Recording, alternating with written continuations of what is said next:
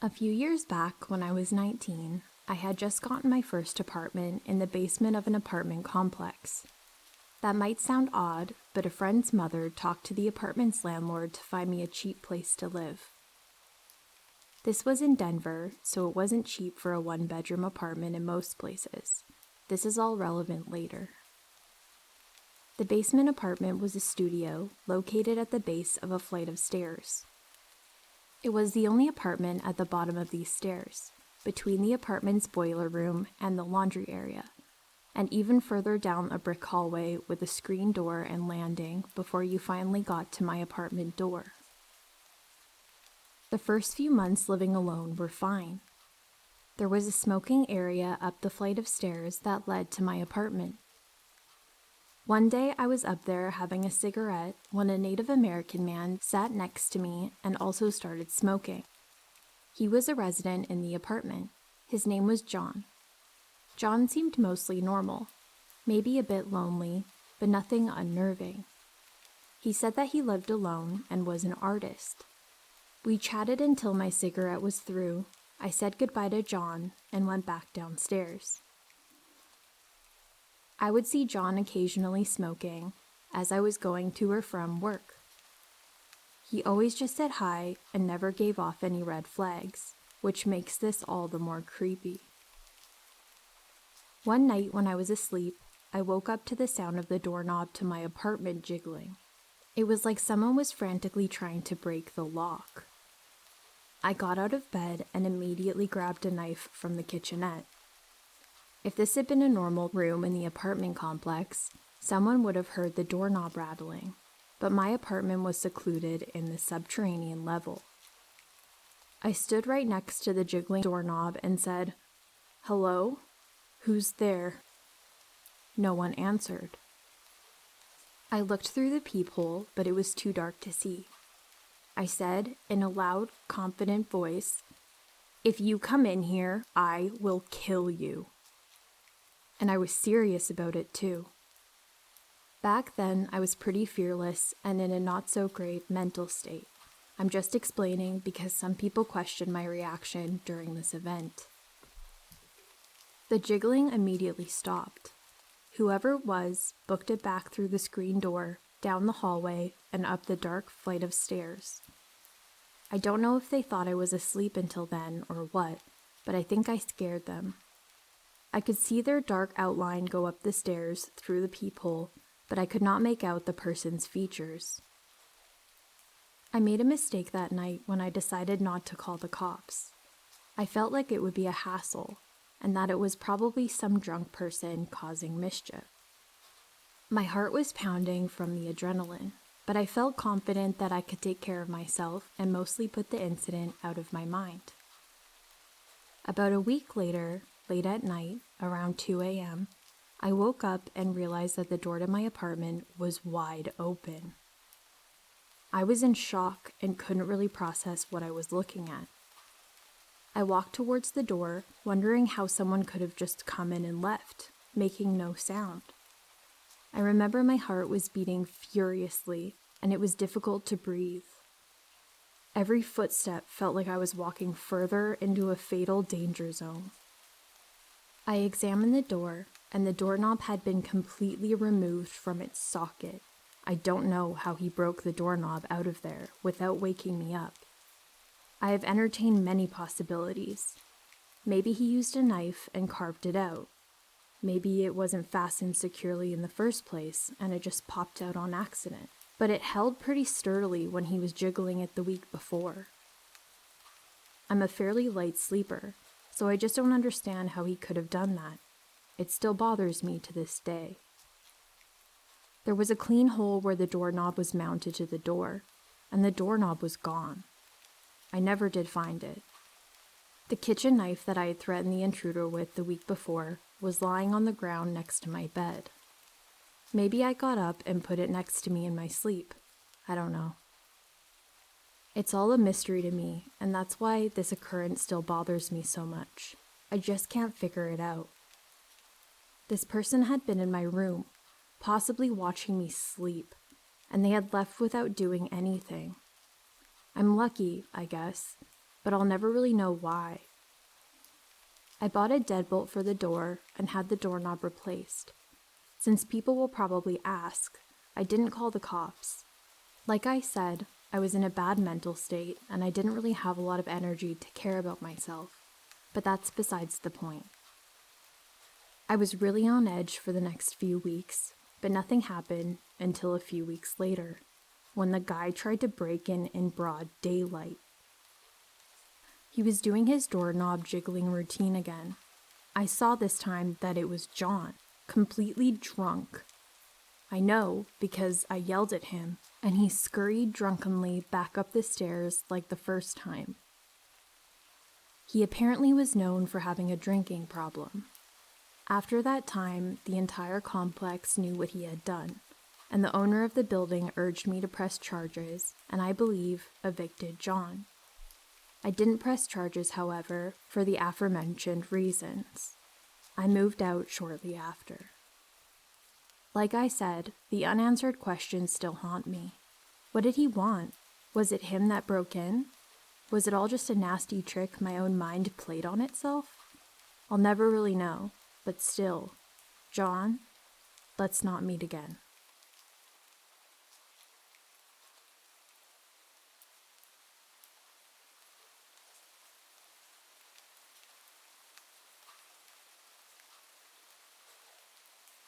First things first, this is not my story, but my father's. Might be breaking the rules with that, but I thought that I would give it a go on here. This happened in the summer of 1993. My dad and his girlfriend, now my stepmother, were living in Cardiff, Wales, in the city centre. Not a particularly high crime area, and a lot of student accommodation. I won't give the exact location, but there was a cafe nearby named the Warmest Toast Cafe, amusingly abbreviated on the front as Twat Cafe. Irrelevant to the story, but I had to mention it. 6 a.m., my dad gets up and walks down to the kitchen to get his morning coffee. As he walks into the kitchen, he's welcomed by a random man sat at the kitchen table staring at him. Being the cool, collected guy he is, instead of freaking out, my dad asks the guy if he wants a cup of coffee. Breakfast intruder agrees and joins him. A few minutes later, my dad's girlfriend comes in, also doesn't freak out, and offers to make him some breakfast. So, the three of them sit down, have breakfast, and have a chat for 20 minutes or so. Apparently the conversation was a bit weird and nonsensical, but they didn't say what it was about. Breakfast finishes, and then they escort B.I. through the front door. After he leaves, they start freaking out and naturally call the police. The police come, take statements, etc. Later in the day, they're contacted by the police saying that they apprehended the B.I. Turns out the guy was a paranoid schizophrenic, and he was breaking into the odd-numbered houses on the street. My dad's was the second house he'd entered. The first house next door that he'd gone into was empty. This is where he left his tools, a sawn-off shotgun and a lot of ammo. His plan was to shoot anyone in the odd-numbered houses on the street. When the police arrested him, he told them that my dad and his girlfriend were the nicest couple he'd met, and that stopped him from carrying out his plan. When people say I'm too laid back for my own good, I tell them this story, and it never fails to shut them up.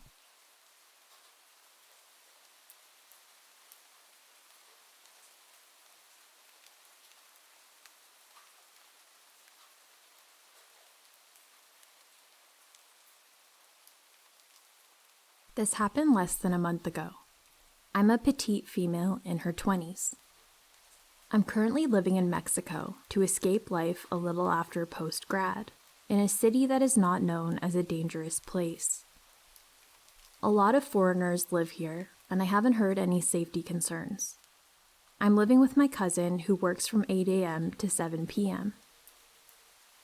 The houses are in a pretty good area, with a school, a nice hotel, and a Starbucks within walking distance, just to give you an idea of how unexpected this was. This incident happened while my aunt was visiting us from Mexico City. She stayed home all day with me, while I usually studied or watched Netflix. On this day, I was planning on having a chill day since I woke up around 11:30 a.m.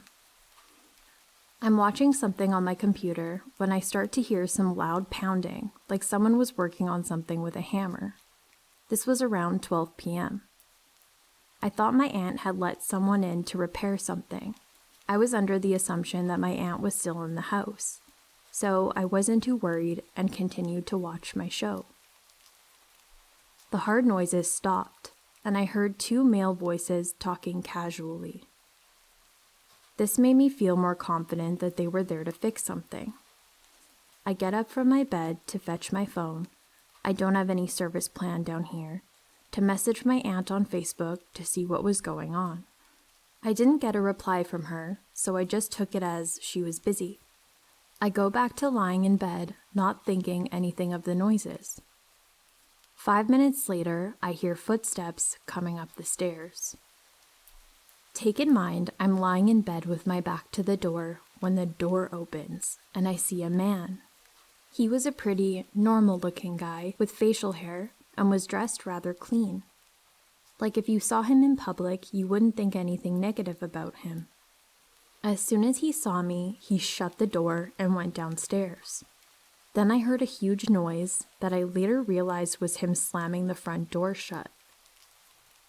My room is the first room directly above the stairs, so my first thought was the repairman accidentally opened my door. I thought that he was trying to get access to our patio.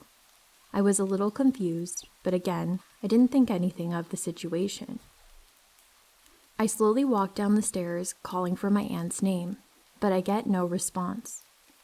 As soon as I make it down the stairs, I hear my aunt in a panicked voice saying, "They just robbed us. They took the TV." She forgot to lock the first iron door of the house, which made it easy for them to break open the second door. She said that when she was walking by from the store, she noticed someone by the house. She asked him what he wanted and said that he was looking for a teacher. Then he got into the car with the other man and they left. She didn't notice the TV in their car or anything suspicious until she got to the house. She mentioned that someone had rang the doorbell before she left to the store, and when she went to check, no one was there.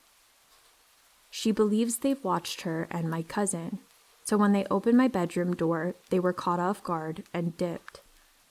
It's just really frightening to think about what could have happened if they didn't get scared off by seeing me. The cops came and were telling me that they often kidnap girls or rape them. I know that I got lucky.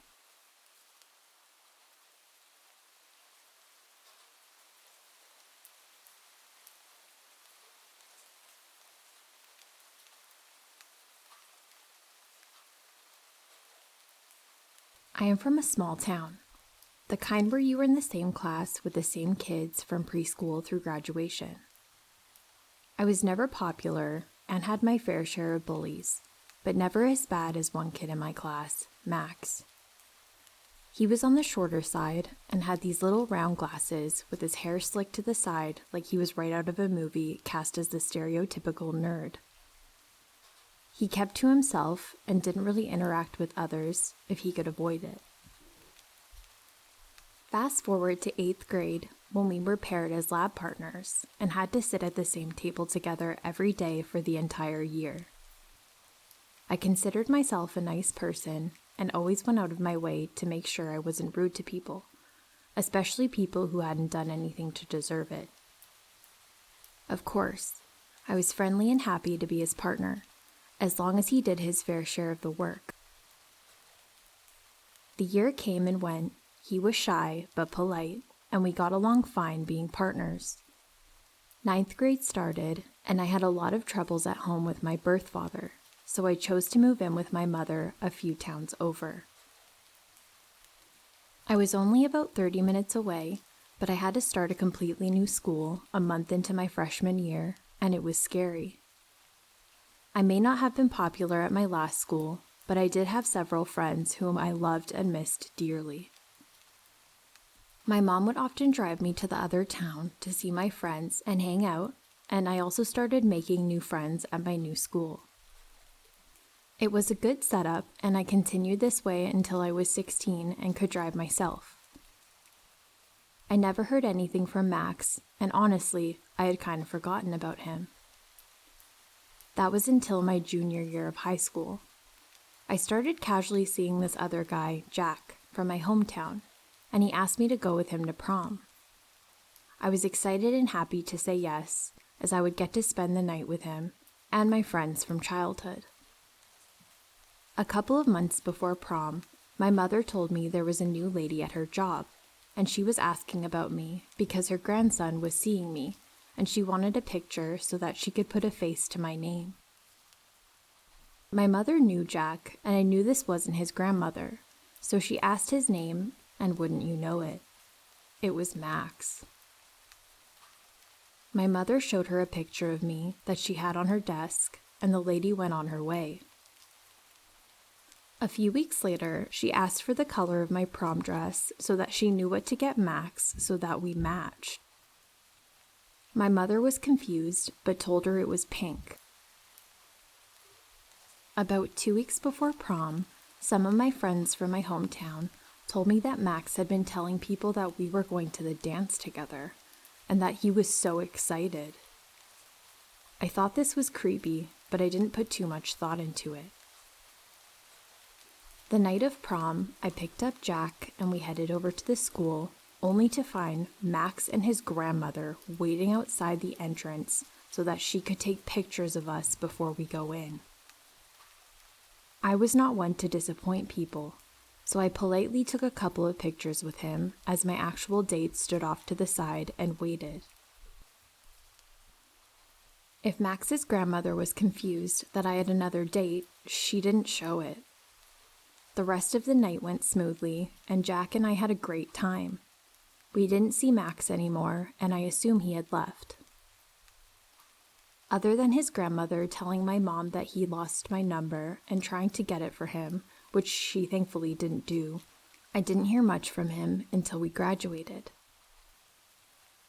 I went to a state college, and I had heard that he had gotten into a well-respected private university. Everything was fine for the first few weeks of college, and then I ran into him. He caught me on the way to class one day. I was polite, and I asked him if he was a student here too, which he was, and I chatted with him for a minute before hurrying off to class. It was a relatively harmless interaction, but still creeped me out a bit since I knew he got into that other school and wonder why he chose to go to a state college. For the next few months, I ran into him almost daily. He always wanted to talk, and he never seemed to be with anyone else. I found out from some girls in my dorm that he had been hanging around asking about me and trying to figure out my class schedule and where I would be and when. He also told them that he was my boyfriend, and he passed up a scholarship to another college to come here and be with me instead. They figured out he was lying when they never saw us together for long periods or him up in the rooms with me and stopped answering his questions. I left at the end of the semester to move home and take classes at a nearby school. I did not tell him, obviously. The following year, I got married to my boyfriend from my senior year of high school. Dumb, I know. Anyway, we were in his small town, which is in the same county as my hometown, for a fair shortly after the wedding. While walking around and enjoying ourselves, I see Max staring at us at the end of the block. It was the first time I had been genuinely fearful of him, as the look on his face was nothing short of hatred. I tried to ignore him and went about my night, seeing him a few more times, always with that look on his face. The next few years passed with me hearing nothing from him at all. I didn't even know if he still lived around the area or not. I found out a little while after that he did, when I started working at a clothing store in town, and he would stop by and sit in that dad chair next to the door for all the guys to hang out in while their people shopped. I mentioned it to my manager because of our history and the fact that he would stare at me constantly while sitting there, but he always came in with a girl. I later found out that it was his sister, so they didn't think too much of it. He never spoke to me, just stared. When I was in my mid-20s, I moved to a city in my home state, but still several hours away from my small town. I am 30 now and doing well in life. Other than a random Facebook friend request, which I rejected, I haven't heard from him. I hope it stays that way.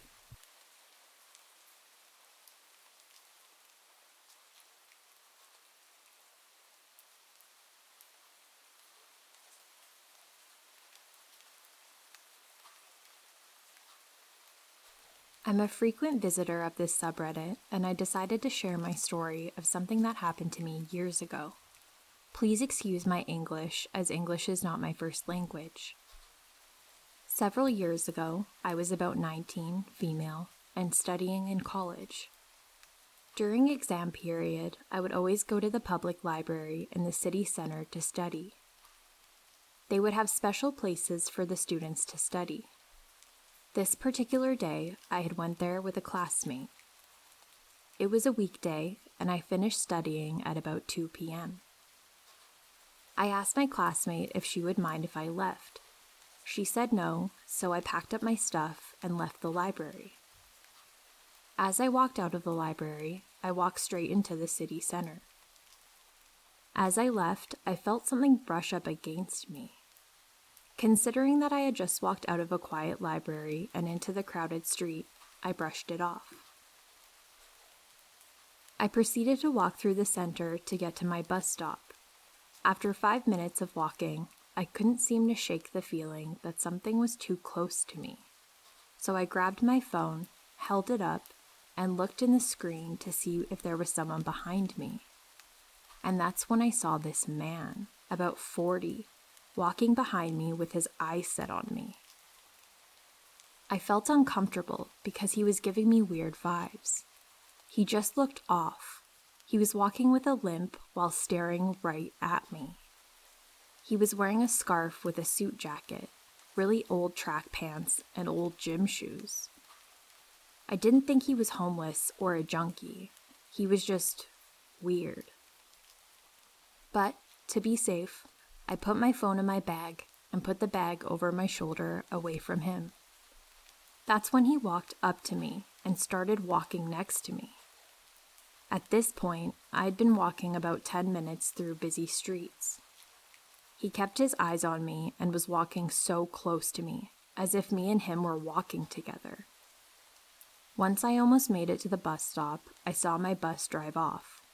I didn't want to wait for another bus at the bus stop and have this man wait with me or know which bus I'm taking. So I decided to continue walking to the central station, which is about 10 minutes away. As I crossed the street, I noticed the man kept walking and didn't cross the street. I felt relieved and pulled out my phone to text my mom that some weirdo had just been following me for about 15 minutes at that point. Not even a minute later, this man comes running out of an alleyway right in front of me. I almost tripped when I saw him, and he kept walking in front of me. Every 10 seconds, literally, I counted, he would abruptly turn his head back to look at me. I had even made a small Snapchat video of it. At this point, I was so nervous, but I was almost at the central station, so I kept going. That's when he stopped, turned around, and started talking to me. I saw you at the library. He said. I didn't respond. We were together at the library. He repeated. Again, I ignored him. He didn't get the hint and kept talking. Hey, where are you going? Are you going to the central station? I'm going there. I'm taking X bus. Which bus are you taking? At that point, I had enough. There were people walking by and no one said anything, so I just ran straight to the central station and got on my bus. I sat behind the bus driver just in case this creep decided to run after me. I saw him looking around before getting on his bus. Once I was on the bus, I finally had a moment to think about what happened, and I realized that this man had been sitting there at the library watching me for hours and watching me leave to go after me. I remember feeling uneasy all the time, but I ignored the feeling, thinking that it was just nerves before the exams that were coming up. This experience really made me uncomfortable because I had been coming to this library to study for years. Even in high school, I would study there till 9 p.m. and leave by myself in the dark. I can only imagine what would have happened if I had met him then. So, psycho library stalker, let's not meet again.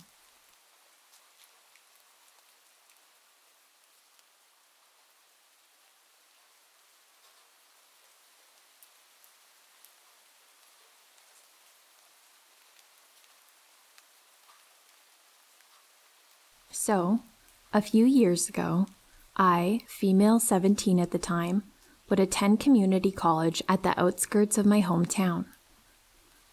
I would take an hour-and-a-half long bus ride because both of my parents worked and my other siblings were too young to drive. The outskirts of my town, despite being the literal outskirts, are more populated than you would expect, with strip malls and apartment buildings. The bus would drop me off about 4 blocks from my university, which isn't too far. I always enjoyed those few minutes. It gave me time to disassociate. Anyway, this one time, I left my phone at the library like a true idiot. Using my brother's phone, I call a friend who worked at the school library during the late evening shift, 7 to 9, and he said that he'd bring my phone to me, but he lived closer to the college than I did, so I told him that I would just meet him at his shift and pick it up myself. He said okay, and I boarded the bus around 6. Now, I get off the bus at my usual spot, and the place looked deserted. I'd never been there that late at night, and maybe it was because it was a weekday that people were home, or I don't know. I had my brother's phone in my pocket, and I just clutched it tighter and tighter, picking up my speed until I was practically jogging. I'm nearing a corner when a flash of light goes off to my right. There, in the shadows, is a slimy, grimy-looking man. He's balding, with a tourist shirt unbuttoned halfway, showing off his chest hair. He was wearing sunglasses at night, was wearing some gold jewelry, and was probably borderline morbidly obese. Just picture the word sleazy as a person. And most importantly, he had just taken a picture of me.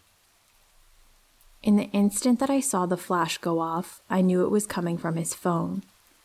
Now, I think it's important to understand our positioning.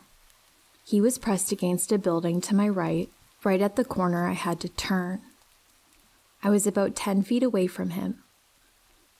To my left, on the same side of the street, was a car with blacked out windows and no license plates, directly across the sidewalk from the man.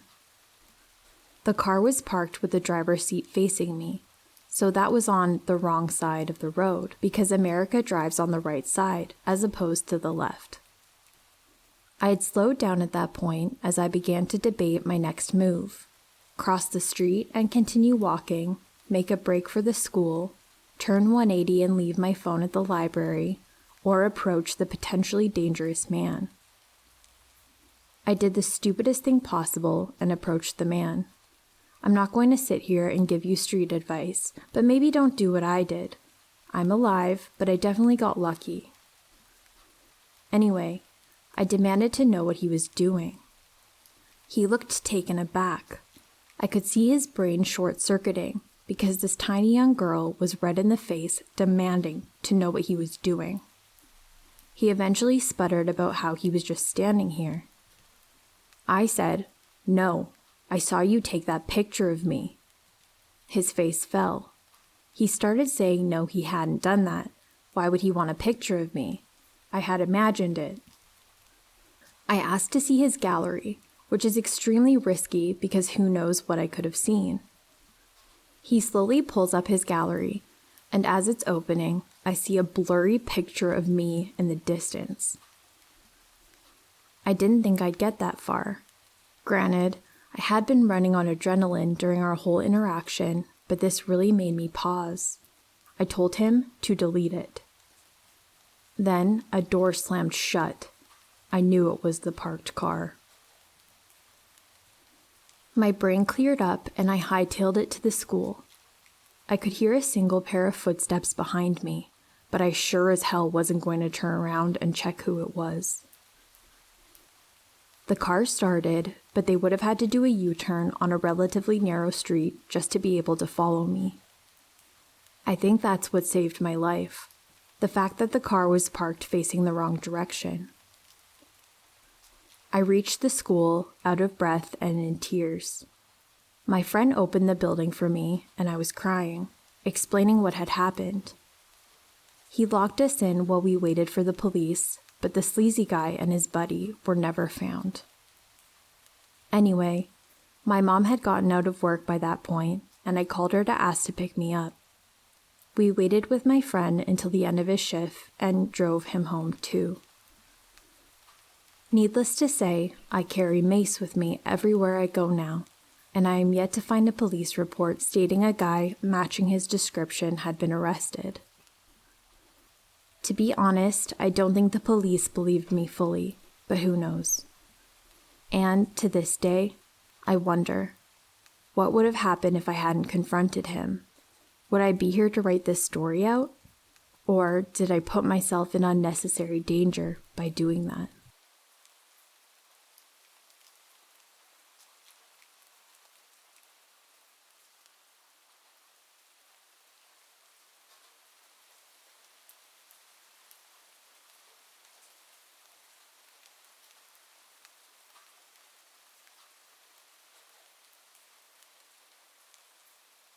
When I was a 16 to 17-year-old girl, I would babysit for a set of twin 8-year-olds that lived across the street from me.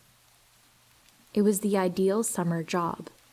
I ferried them to and from various activities, and in between we spent every second outside.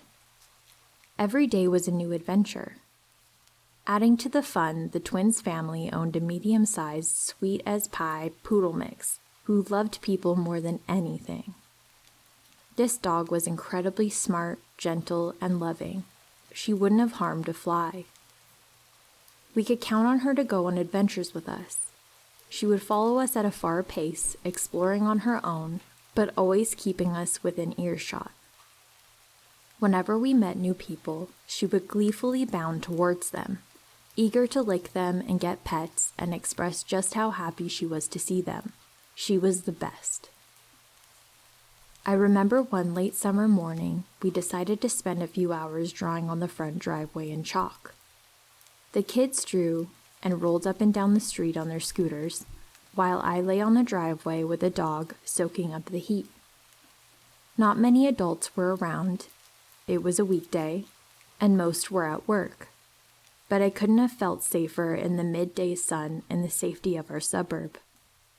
Occasionally a neighbor would walk down in the street, and the dog would sidle up to them in greeting, while I spent a few minutes making small talk. This continued for a while, and I was getting really relaxed by the heat and the sound of the kids playing and laughing. The dog was resting beside me, dozing, when suddenly I heard a low growl coming from her. It was a noise I'd never heard her make before, and it took me by surprise. I sat up and looked around immediately, and there, coming down the sidewalk towards me and the kids, was a man I'd never seen before. He was older and a bit haggard looking, and he was watching us like a hawk. The dog was having none of him, and her growls slowly got louder and more intense as he meandered towards us. This should have been a sign to me, but I didn't know anything. I was 17, and too young to understand to trust my gut. All I knew was to be polite. He stopped, with laser focus on me, and started trying to have a conversation with me. This was normal. Other people had walked by and done the same throughout the morning. But he was asking weirder questions. Questions about our plans for the day, what I was doing with the kids, where their parents were, etc. It was unnerving, but he was an adult, so I tried to answer in as polite but vague a way as possible. He kept trying to get closer to me.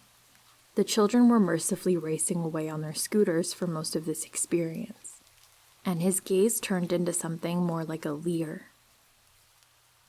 Anytime he moved near, though, the dog would growl louder, and she started barking viciously. I had never seen her act like this, and it actually got to the point where I was holding her back and trying to calm her down, all while apologizing for her behavior. He faltered in the presence of her. Even though she wasn't big, she was standing her ground and protecting me, even though the threat hadn't materialized in my mind. Just as quickly as he had been coming closer, he backed off, said a quick goodbye, and hurried away down the street. I never saw him again, and in the many years I babysat for that family, I never saw their dog behave that way either. I have always wondered if she sensed some threat from him that I wasn't able to pick up on that day. I truly think that she protected me and the kids from something awful. It could have been nothing, and y'all reading this might think it's silly to even write about, but I have never forgotten that encounter.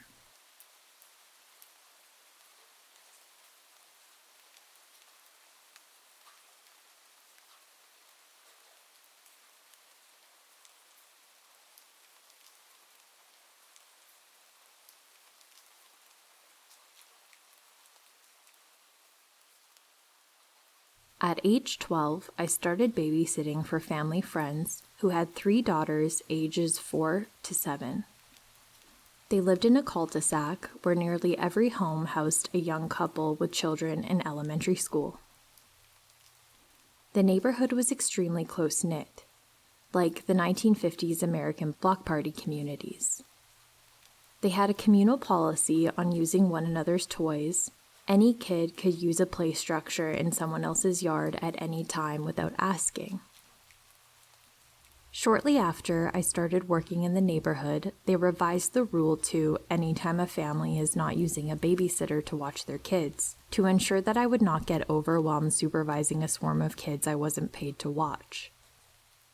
It was thus more or less known when parents were going out and leaving someone else in charge of their children. I was welcome to take the girls to play in any other yard as they wanted. Their parents even gave me permission to let them play in someone else's yard or sandbox independently if I needed a short break. Being an avid Babysitters Club reader, I didn't leave the girls outside unsupervised ever. I would wait until someone else wanted a water or bathroom break and then corral everyone inside temporarily. Similarly, when the girls wanted to play in the treehouse owned by an older couple a few doors down the street, I climbed up, despite a slight fear of heights, and crouched in the little house with them, despite feelings of claustrophobia, to follow my own rule. I don't recall whether my everyone inside, everyone outside together rule preceded the first odd interaction I had with the immediate next-door neighbor or not. But when the police questioned the girls I babysat years later, they said nothing bad ever happened when I watched them because I set up that weird, sometimes annoying rule. One day while playing basketball with the girls in the driveway, the next-door neighbor came outside in a baseball cap and sunglasses and sat down on his second-story deck to read a paperback. I later noticed he turned his chair around 180 degrees to face us and the basketball hoop. I couldn't tell if he was looking at us. He had no reaction to me staring at him, flipping pages in the book like someone would when reading. This behavior repeated every time we played basketball for the 5 years I watched the girls. Eventually, Once I noticed him in the chair, accessories on, I would suggest a game that we could play inside or in the front yard, but out of view. The strange neighbor was familiar to me as he went to my church. I have never seen someone kneel in a pew, head bowed and hands folded, with the same level of intensity before or since. Once when my family was seated behind him, the priest came over to ask me to lead the children's mass during the homily because the usual person was out sick. This guy turned around and glared at me like I was personally set out to interrupt his prayer time. When I worked in the church nursery during various masses, I would often make eye contact with him as he waited in line outside the nursery door to use the restroom. From what I gleaned from our family, friends, and other people in the neighborhood, the odd basketball observer was a nice guy who gave up his apartment and job in the city to move in with and care for his sick, elderly mother. Since everyone thought that he was great, and since he went to church, this was before the Catholic sex scandal broke, I figured I was in the wrong for finding him creepy. Even as young as 12, I was used to guys in their 40s and 50s asking me to go somewhere with them or driving by slowly as I walked, biked, jogged to make lewd comments. I figured I was projecting those experiences onto this awkward, quiet guy who was not doing anything wrong. For instance, I was certain that if the guy next door was a creep, he would not miss an opportunity to watch with his sunglasses on and book in hand while the kids and I went swimming each summer, when the family opened their above-ground pool. But he never set foot out on his deck when the kids and I donned swimsuits to play in the pool or backyard. I was more convinced that I was conceited and mean. Then, when I was 15 or 16, I caught him looking in the window as I cleaned up after a movie night. The girls and I put on a film after bath time, and instead of watching it theater style in total darkness, we kept some lights on so I could braid the girls' hair. The big screen TV we used for movies was located in an addition on the house, with floor-to-ceiling windows. Though my parents were OCD about shutting blinds and curtains when the sun went down to prevent people from seeing in, our family friends had no window treatments on the big modern windows. When I turned off the last light in the room, a floor lamp right next to a window facing the neighbor's house, I could see into the darkness outside where the weird man sat on his deck in a chair in line with the window I was looking through. I looked over my shoulder and realized that he had a line of sight on where the girls and I sat on the floor during the movie. As I looked back towards the house, I glimpsed him hustling inside. I would have doubted I'd seen him at all if he had not left the chair in an unusual spot. After watching him turn the chair around to read during many a basketball match, I knew where the chair was sat that night, facing the window into the family room, was not the chair's usual position on the deck. After that incident, I would suggest playing board games in another room or insist on watching the movies theater style to ensure that he could not peep on what we did at night. Once the girls were asleep, I avoided the family room entirely because I was paranoid about being watched. If I wasn't in the kitchen doing homework or reading, away from all the windows, I'd walk around the original first floor footprint of the house, where all the windows had curtains. The first time the parents noticed my change in routine, they insisted that I could watch TV or movies in the family room. I didn't mention anything to them because I was worried my concerns were silly and conceited. When I was 17, my family heard an evening cable news story about a man in our town caught in a police sting operation in which a woman pretended to prostitute her 2-year-old. When they raided the house, the police found a ton of CP on his computer. Our family friends called a couple of weeks later. They wanted to know how I knew that the young man next door to them was not safe. He was the guy that I'd heard about on TV. As they described it, the police found his blog where he wrote about his obsession with one of the girls who lived next door to him. It detailed his fantasies involving her and the plans to act on them. Things like lying in the treehouse for hours, hoping to corner her when she climbed up alone to play. Many of his entries focused on taking advantage of or kidnapping the girl while the babysitter was in charge. In his head, babysitters were like the ones in old movies, talking to friends on the phone or making out with a boy they invited over instead of caring for the children. As it became clear I did neither of those things, his plans evolved to killing the babysitter, taking the girl, and then getting out of Dodge. After talking to the girls to ensure that they were not victims, the police suggested that I might know something to have acted the way I did. All the pieces, the frequent run-ins at the church when I had children in my care, or the weird things he did when he knew that I was watching the kids next door, all fit together cohesively. I was relieved and not mean-spirited or imagining things. I was perhaps conceited. The focus was not on me but on the children, but I was not crazy. I recognized that I was not the person most at risk in this situation, and yet, suburb pedo and would-be murderer, let's not meet again.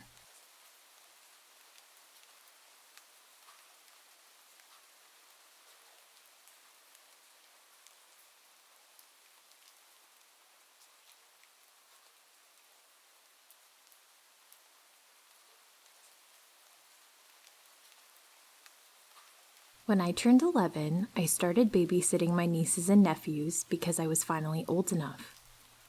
I had been babysitting for about 4 years when this happened.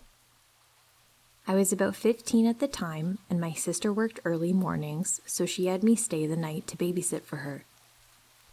I wasn't allowed to have a phone, so my mom would let me take hers just in case. I babysat 2 boys. One was about 8 at the time. I'll call him D, and the other was 3 or 4. I'll call him M. My sister lived in a not-so-great part of town, so I would always keep the doors locked up tight. Plus, I liked to listen to scary stories. I was super into true crime, so I was a pretty paranoid kid.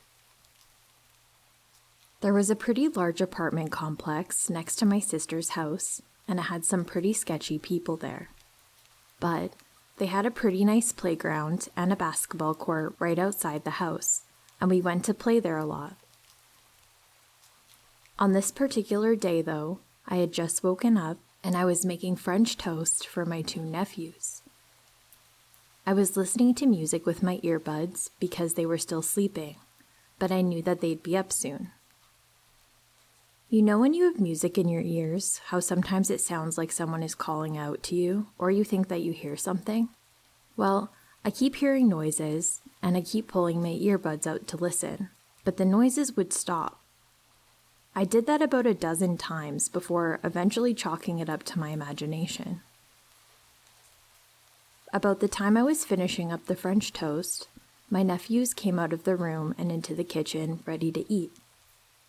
I sat my younger nephew in his booster chair and started cutting pieces up for him to eat, while my older nephew was sitting at the table with a plate full of French toast. We turned on the XM radio and started playing some kids' music while eating. I thought I was hearing noises again, but I kind of tuned them out. We finally finished eating and I put the dishes in the sink and got the kids dressed. They were begging to go to the playground, so I gave in and said sure. As I was getting dressed, I heard a loud crack. I jumped and ran out of the room, pretty freaked out, and I went to check on the boys. D came out of the room with M in his arms. I looked at D and said, "Did you break something?" He shook his head and looked absolutely petrified. I told the boys to stay in the hallway since there were no windows, and I wasn't really sure what was going on. I started to walk around the house to see if something had fallen, but nothing looked out of place. I saw a shadow peeking in through the front door. The door had an oval glass pane, but it was difficult to see in unless you had your hands cupping your face while pressed against the window. I couldn't see his face, but he was in all black, and he had black gloves on. I was standing to the side so he couldn't see me. He looked around for a minute or two until he ran around the house again. I quietly ran back to the hallway and shoved my nephews into the bathroom and whispered, "Lock the door behind you." He was panicked and confused, but I didn't have a phone with me. I had to go back to the kitchen and get it. He closed and locked the door, and I ran back out to grab my mom's phone. I heard glass cracking again, and I started to lose my shit. I started crying and shaking, and I called my sister. I don't really know why, but I called her and told her that someone was trying to break into the house. She freaked out and told me that I needed to call the cops. I told her I was scared and I didn't want to hang up. I finally did and called the police. I was still in the kitchen and saw another man running across the backyard. I was sobbing and shaking, and the police weren't being quick enough. After asking my address and the necessary questions, they told me to stay on the line and they were sending someone out. It felt like it took forever, but finally, a cop car drove around the neighborhood and said that we were fine. I told them that there were 2 men outside trying to get in, so they got out of their cars and looked around the house. They went to the side that I heard the giant crack, and they saw one of the windows was shattered, as another was cracked. They were definitely trying to get in, but I don't know what they were planning on doing. There was a giant bed frame in front of 2 broken windows. I think if it wasn't there, I'd probably not be telling this story. They never caught the men that were trying to get in, but I hope that I'm never in a situation like that again.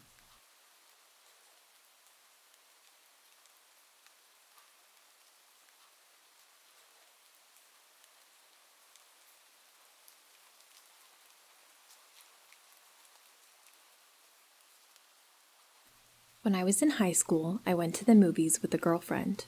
Specifically, I remember the movie being The Ugly Truth.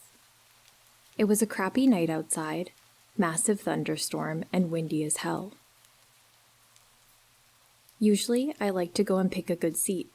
This is before you could pre-select your seats online, and then take turns going to concession. When we entered the theater, it was empty. When you're a teenage girl and you're in an empty movie theater, what do? You take out your flip phone and start taking selfies. As we are deciding if we even want to get snacks for the movie, the lights flicker. We were a little creeped out, but obviously it was from the storm. Then in walks this guy, maybe in his 30s. He's wearing a backpack and his clothes are a little dirty.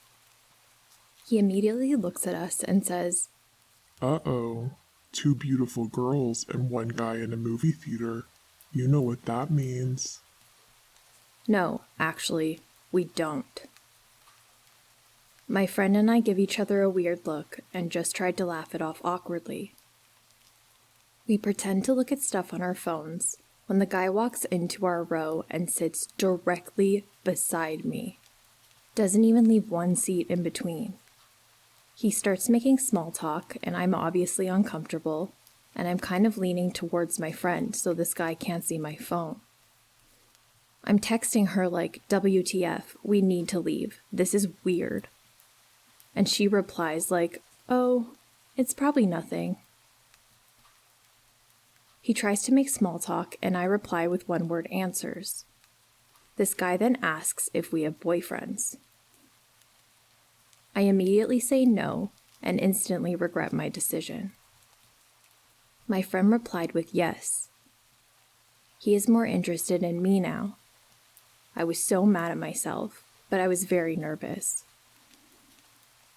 This guy continues to talk about how bad the storm is outside, and says that it reminds him of the movie Twister. This immediately makes my anxiety worse. I have a really bad fear of being stuck in a tornado or whatever. I feel like I'm about to have an anxiety attack. This time, I turn to my friend and say, "I want popcorn, let's go get some."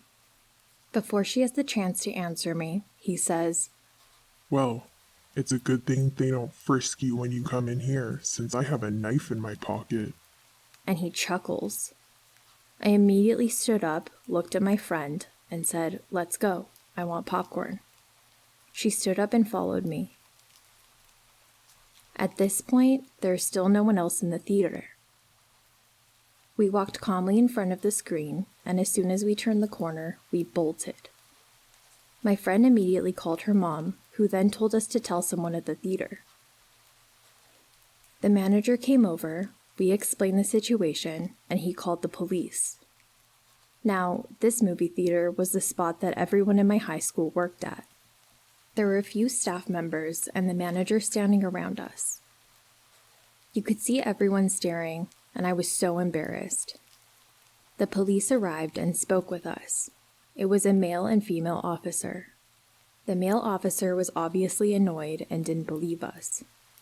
The female officer didn't seem to either. They go in the theater to find the creepy guy. About 15 minutes later, they come back. The male officer has nothing to say, but the female officer told us that he had a pocket knife on him, and they escorted him out of the theater. She reassured us that we did the right thing, that he did seem quite creepy, and she would have done the same thing in our situation. This made me feel a bit better. As the officer is done talking with us, I see my friend's mom, who is quite short, yelling and shaking her finger at the manager. I get embarrassed again. And then he gives us like 5 free movie passes each. He invited us back to the theater to finish the movie, and I just said no thanks, and asked them to take me home. I still haven't watched that movie.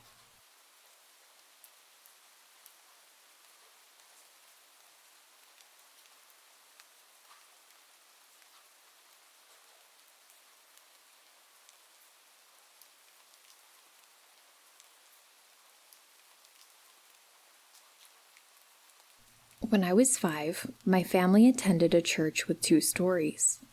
Downstairs were the nursery and Sunday school rooms. Upstairs, the main church room where the service was held, as well as some offices, a kitchen, and a library. The main doors opened into a stairwell connecting the 2 levels.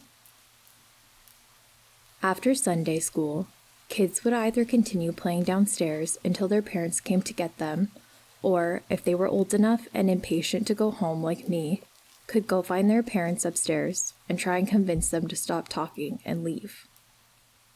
My mom would spend what felt like hours talking to people after the service, so sometimes I'd go up and down the stairs a couple times, up to ask if we could leave, back down to play when she said not yet, repeat again maybe 10 minutes later. One Sunday, during one of my trips up the stairs, there was an elderly couple standing outside the glass doors, smiling and waving at me. I remember thinking maybe they'd been locked out somehow and wanted to come in, which was a silly thing to think about since the doors were never locked during the hours the church was open. Wanting to be helpful, I went in and opened the door and told them that they could come in. Turns out they didn't want to come in, and instead told me that they were my grandparents there to pick me up. That confused me, as I was familiar with both sets of grandparents, and these people were not either. I told them that no, they weren't my grandparents. At that point, I was thinking that they'd just had me confused with another kid, and said so. They then quickly stated that they meant that they were my great-grandparents, and we hadn't met since I was a baby, so I wouldn't remember them, and my parents had asked them to drive me home since they were busy. Even if I hadn't been smart enough to realize they could have just come in if they wanted, that at least seemed odd to me, and even as they protested, it wasn't necessary. I said I was going to go ask my parents and headed up the stairs. My mom was still talking to a group of other churchgoers, but after literally tugging on her sleeve for probably a minute, I was able to get her attention and announce loudly, and at that point probably impatiently, that my great-grandparents were there to pick me up and I was supposed to go with them. She looked confused and then concerned and told me my great-grandparents were not there to pick me up since they were all dead, which pretty quickly put a stop to the discussion about raising money for a stained glass window or whatever. My mom and some other adults went with me back to the door, but the couple was no longer there. Since I couldn't really describe them any better than old, white hair, looked friendly, but not my grandparents, it was just sort of easily put down for them mistaking me for someone else. From then on, despite my impatience to leave, I stayed downstairs until my parents came and got me. I remember being concerned about it for a while, but my mom would discourage discussing it, saying they had made a mistake. It's possible that's all it was, but I've always remembered that it felt wrong how insistent they were that they were there to pick me up.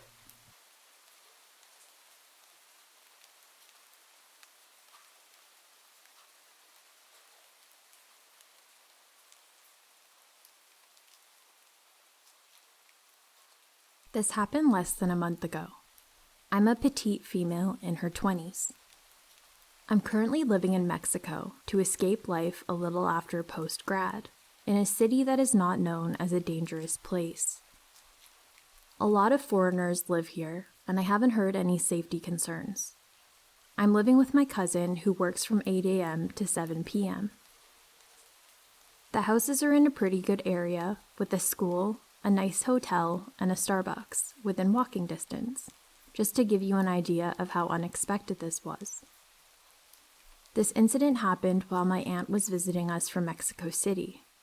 She stayed home all day with me, while I usually studied or watched Netflix. On this day, I was planning on having a chill day since I woke up around 11:30 a.m. I'm watching something on my computer when I start to hear some loud pounding, like someone was working on something with a hammer. This was around 12 p.m. I thought my aunt had let someone in to repair something. I was under the assumption that my aunt was still in the house, so I wasn't too worried and continued to watch my show. The hard noises stopped, and I heard two male voices talking casually. This made me feel more confident that they were there to fix something. I get up from my bed to fetch my phone. I don't have any service plan down here. To message my aunt on Facebook to see what was going on. I didn't get a reply from her, so I just took it as she was busy. I go back to lying in bed, not thinking anything of the noises.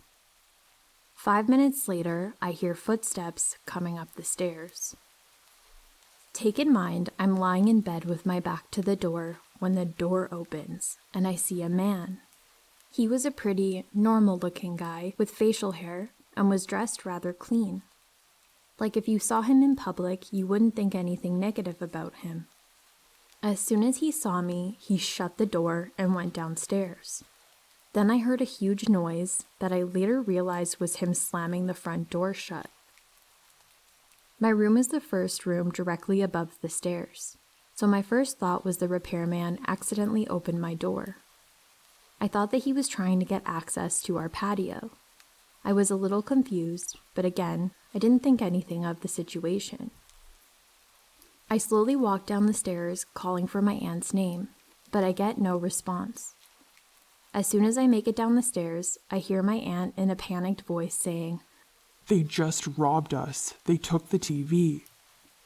She forgot to lock the first iron door of the house, which made it easy for them to break open the second door. She said that when she was walking by from the store, she noticed someone by the house. She asked him what he wanted and said that he was looking for a teacher. Then he got into the car with the other man and they left. She didn't notice the TV in their car or anything suspicious until she got to the house. She mentioned that someone had rang the doorbell before she left to the store, and when she went to check, no one was there. She believes they've watched her and my cousin, so when they opened my bedroom door, they were caught off guard and dipped. It's just really frightening to think about what could have happened if they didn't get scared off by seeing me. The cops came and were telling me that they often kidnap girls or rape them. I know that I got lucky.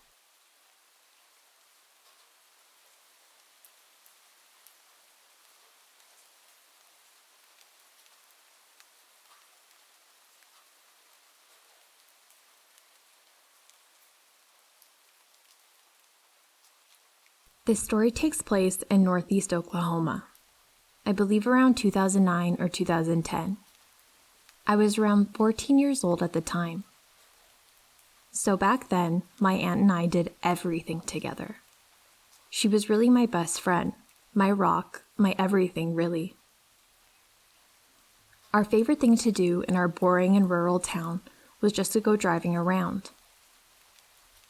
I believe I had just finished school for the summer. It was May, and she offered to take me on a celebratory drive around town. In my hometown, there's an old mental hospital that has been closed since the 1990s. It's located in more of a rural-ish area.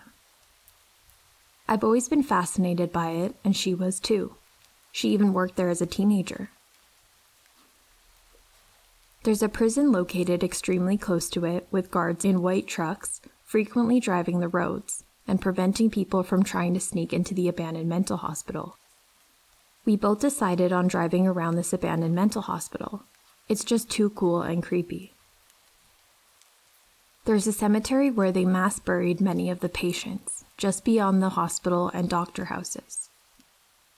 Past the cemetery, everything gets rural.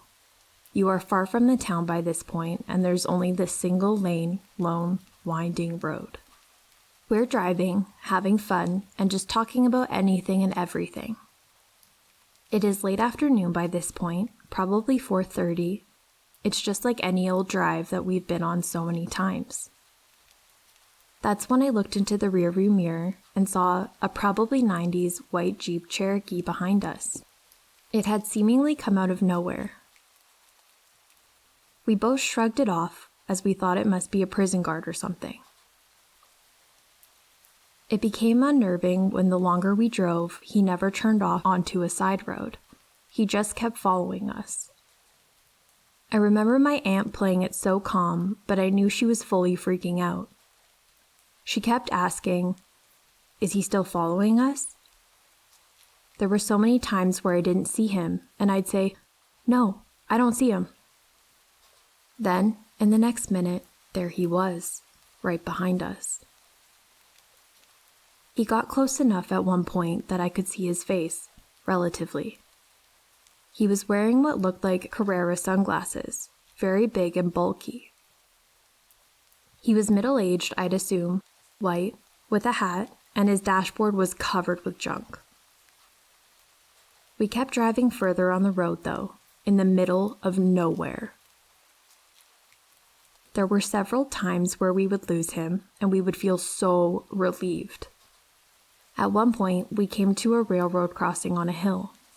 After we passed it, I didn't see him. We were so happy. And then there he was. He followed us for what felt like hours. If we sped up, so did he. I still get chills at the memory of looking in the rearview mirror and seeing his face. We were also in such a rural area that we could not get cell phone signal. Finally, we emerged onto a highway. We had no idea where we were, but we were just so elated to get to a main road. We turned onto it and my aunt sped off. I remember we got back to my mom's house and we were full of fear and adrenaline. We frantically said, "We were out driving and this guy started following us." My aunt finally confessed how scared she was. We never told the police or anything, and my mom always thought that we were making a big deal out of nothing. But it was terrifying to be in the middle of nowhere, no cell phone signal, and a strange car following you for a long time. I remember we talked afterwards about it. Like, what if she had run out of gas, her car broke down, and what would he have done?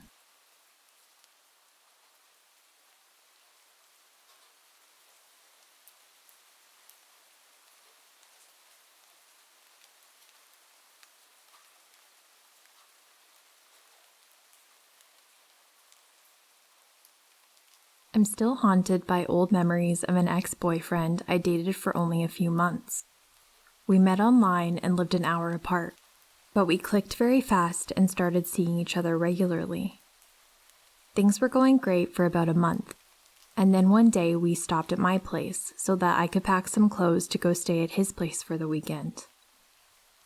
We walked into my bedroom, and as I started packing my belongings, I noticed him scanning around my room with his eyes. After a few awkward moments of silence, he began to ask me some very specific and eerily detailed questions. Do you ever move your pillow to the foot of your bed at night and pull your blinds all the way up so that you can see the stars out of the window over here before you go to sleep? I bet you use this lamp over here the most. It's the only one that I would use. I was frozen in shock. I just stood there, speechless, looking at him in disbelief. He just described everything I did the night before, and it was the only time I ever rolled up my blinds at night and laid at the opposite end of my bed to look up at the stars in the sky. I told nobody about that, so how the hell did he know? The only thing I could do next was to laugh it off and ask him how he knew, but he just kind of shrugged it off and changed the subject. I couldn't stop thinking about it the whole weekend, though, wondering if he had been watching me. I hid my paranoia as best as I could until I got home, but then I did a deep sweep of my entire room, looking for any sign of hidden cameras. I found nothing. I didn't have any laptops, computers, TVs, or security cameras in my bedroom that he could have hacked to spy on me with. I did have my mobile phone in the room, but it was laying flat on my nightstand that night. If he was physically stalking me, it would have been difficult for him to see into my bedroom, as my room was up high. He would have had to watch further away from the forest, and even if that was the case, there were some large trees in my backyard that would have blocked his view. It just didn't make any sense. It still doesn't make sense. I've tried to pass this off as a coincidence, but when I step back and look at the whole picture, there was something not right about him. I vividly recall the first time I ever spoke to him on the phone before we met. We had so much in common. Almost too much in common. From books we were reading to very specific interests, hobbies, and habits. I thought I'd met my soulmate. Nobody has ever made me feel so alive. He swept me off my feet, only to drop me from what I thought was heaven. He became a different person, seemingly overnight. He was a narcissist, and I watched his mask fall off. We had texted on and off for a few years after, but I have since gone no contact. I will probably never know the hows and whys, but I continue to wonder, and look over my shoulder.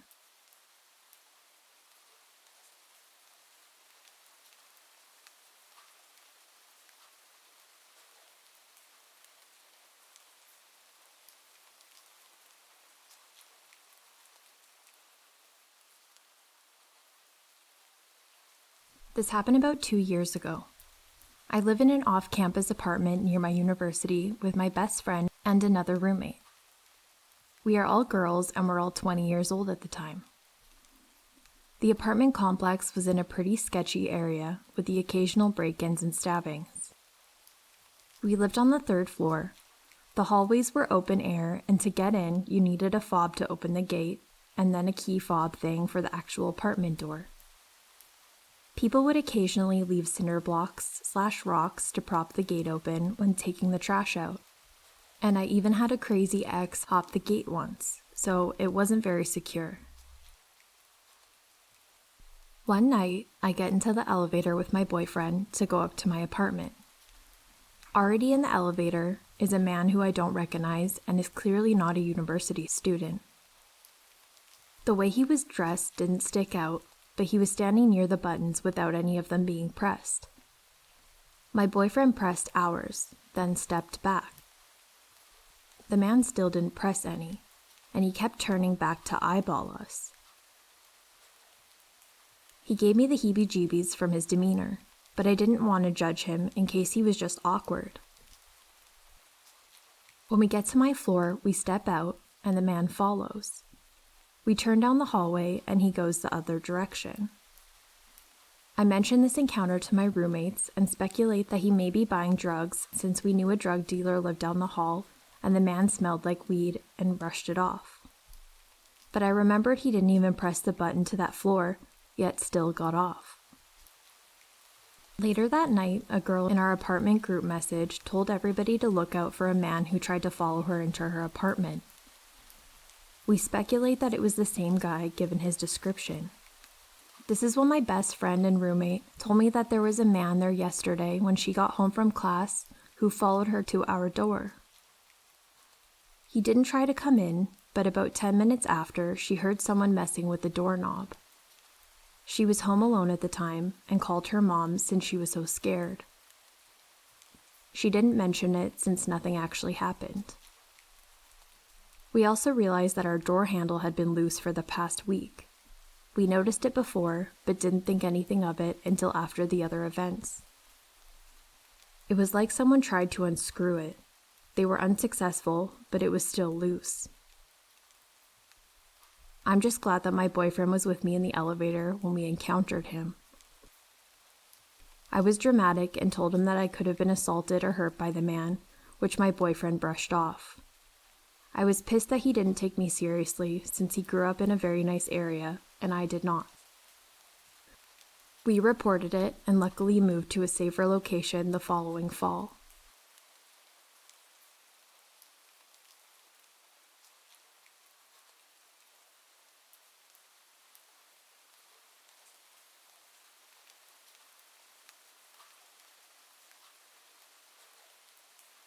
So, recently I remembered being told this as a child, and I must share it. My grandmother is very elderly now. She suffers from dementia and struggles to remember anything in detail. I am very close to her and have visited her every week since I was a child. She would always tell me things about her past back when her memory was more intact. Her father was the only person she could confide in, and he passed shortly after she married in the 1960s. Shortly after he had died, she had a stretch where she would dream of him every night. He would be sat in his chair with his dog by his side. My grandmother would walk in and sit beside him. He would then tell her the same things every night. Firstly, he would take a calendar with 2 dates circled and show her them. He would then go and tell her how he was waiting, but he didn't know what for, and that when someone dies there are a series of tasks they must complete, and his was to help people cross over to the other side. She'd have the exact same dream every night for about a week and then never saw him again. A few months later, she got a call from her mother saying a close family friend and a good friend of her father's was dying, and he wanted to see her and her mother before he died. They got to the house and entered the bedroom, and he was not in a good way. His breathing was very weak, and he was grimacing in pain. There was a priest in the room along with his wife who was comforting him. Not long after they had entered, the atmosphere changed in the room. Suddenly, the dying man stopped grimacing and relaxed, and reached out to hold his wife's hand. The temperature cooled in the room, and a general atmosphere of peace fell over the house. The man then passed away. Immediately, my grandmother felt her father had done what he had described in the dream, and even his wife commented on a presence she felt when he passed. This may all seem like a coincidence. However, this was where the calendar came in with the 2 dates underlined. The first date was the 1st of May. On the 1st of May, 1986, my grandmother's mother died after frequently claiming that someone was waiting for her on the other side. The second date was the 16th of August. On the 16th of August, 1995, my grandmother's husband died. I accept that this all seems far-fetched, but my grandmother never made things up, and I always remember her relaying this to me in great detail every time I told her I had a strange dream. I'd like to think that her dad will help her cross over onto the other side when her time comes. Although, I suspect he was waiting for his wife all that time, and that he's helped enough people cross over to the other side.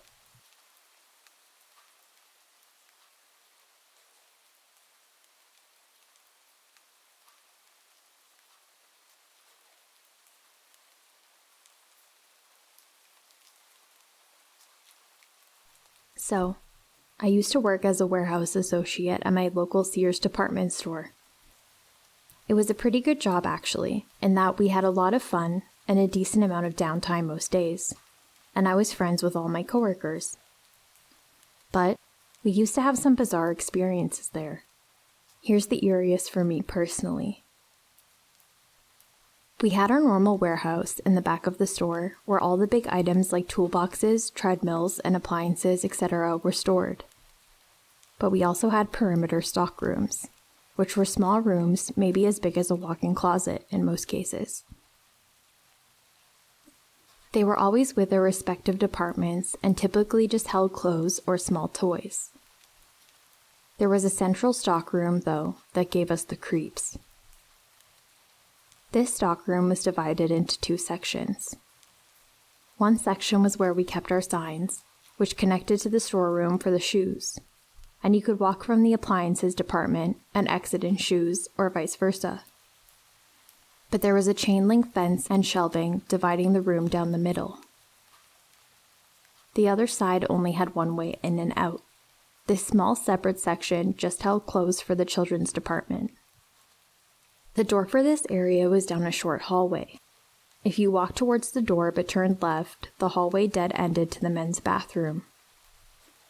When you walked into the stockroom, the wall was on the right, where there were shelves on the left.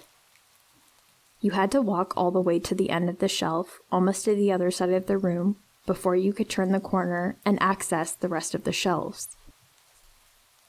We often played rock, paper, scissors to see who would have to stock clothes alone in there, as both sections of the room were a bit creepy, what with their dim motion-activated lights.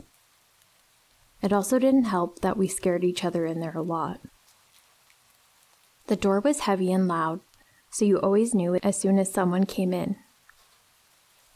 Often when my coworkers walked in, I'd stand on the other side of the shelf and reach through the clothes and grab them before they spotted me. This particular day, I was there doing inventory when I heard the doorknob turn and click. In hindsight, I never heard the door fully open, but I instantly prepped myself to scare whoever walked in by standing at the end of the next shelf over. This way, when they turned the corner, I could jump forward and I'd be right in their face, scaring them thoroughly. I saw the top of someone's head, just above the hanging clothes, bobbing as they walked. The hair color and height seemed to indicate that it was my coworker Jake, who had gotten me good with the scares just recently. I waited until he was at the end of the shelf and jumped, yelling some nonsense, and instantly shut my mouth. There was no one there, and the door was shut and latched. I stood there confused for about 10 entire seconds when the door opened and Jake actually walked in. He made some quip about me seeing a ghost and then stopped laughing when he saw how freaked out I was. I made sure he didn't somehow come in spite of knowing that it was impossible. I'd watched the person walk all the way in to the end of the shelves and timed my jump perfectly so that I should have been directly in their way. If someone had turned and ran out, I would have watched them do it and heard the heavy door open and slam shut from the weight. Jake assured me that he hadn't come in before now, and then paused a moment, also looking freaked out. He then said, Dude, Irene actually found a guy dead in this hallway before. Irene was the assistant store manager. Before that, her 12-year tenure included being a shoe associate, and then the warehouse supervisor. We found her and asked her about what happened. Apparently years ago, while she was still in shoes, she'd been walking back to the storeroom I was in, when she glanced to her left and saw a man lying outside the men's bathroom, blue and still. Apparently, on a nice slow day, when there were minimal customers, the poor guy had a heart attack and died in the hallway in the restroom. Irene also told us about a time where she was in the connected shoe stockroom, and the lights began flickering before one of the sliding shelves laddered rolled down the line on its own. So, I don't know exactly what I saw in that stockroom, but I know for sure I saw it. And the corroborating evidence and stories from many other employees at Sears only solidifies my belief that it was not any of my coworkers playing some impossible prank on me. I don't work there anymore, but we all had bizarre experiences in the stockroom and warehouse. I made sure to tell some of the newer employees all the good stories before I quit for a different job. I always wonder if anything else strange ever happened in there. It's been divided into 2 parts now, a Dunham Sports and an Aldi grocery store.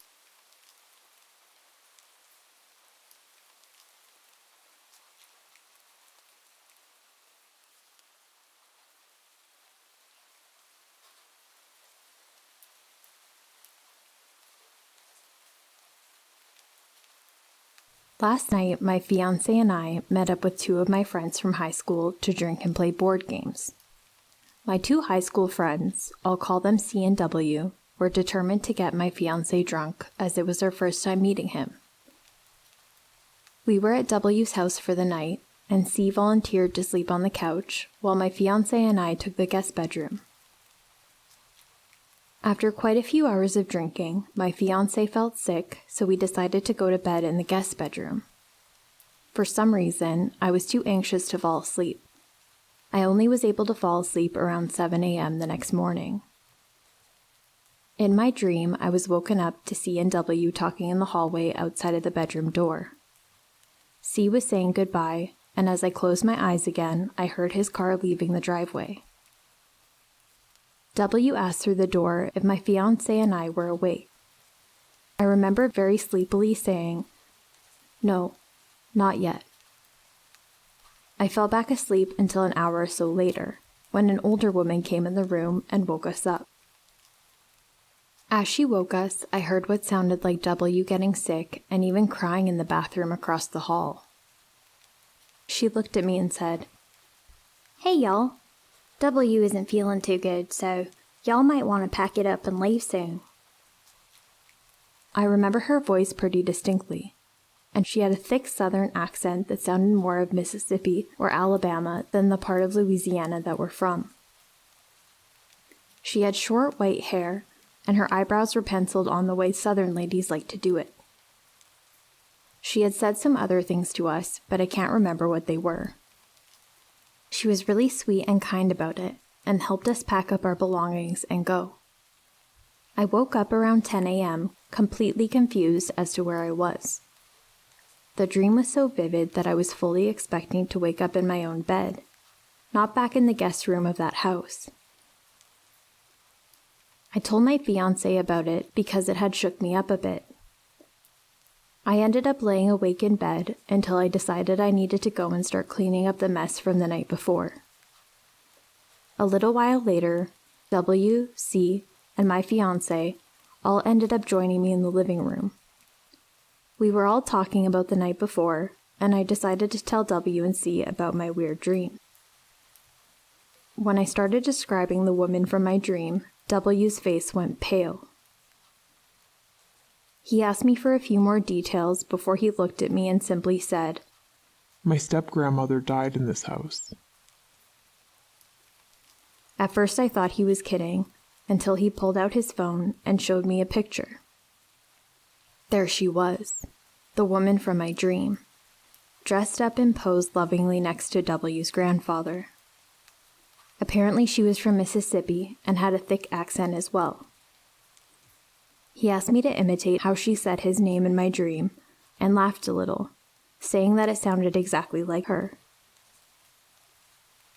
I was a bit freaked out, so I helped finish cleaning up our mess and then drove my fiancé and I home.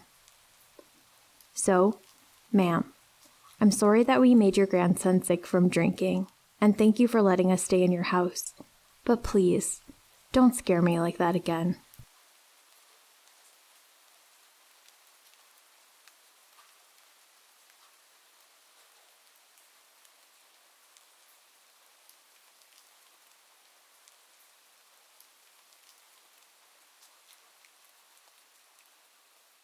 I'm an 18-year-old female and just started a job at a hotel a little over a month ago as a housekeeper. The hotel is located in the very rural Midwest. Not a super busy hotel, except for the occasional family reunions checking in and the few workers passing through the state. Many of the people who come through are older, 40s, 50s, and upwards. When I first started, my parents had told me to be careful because the hotel was sketchy.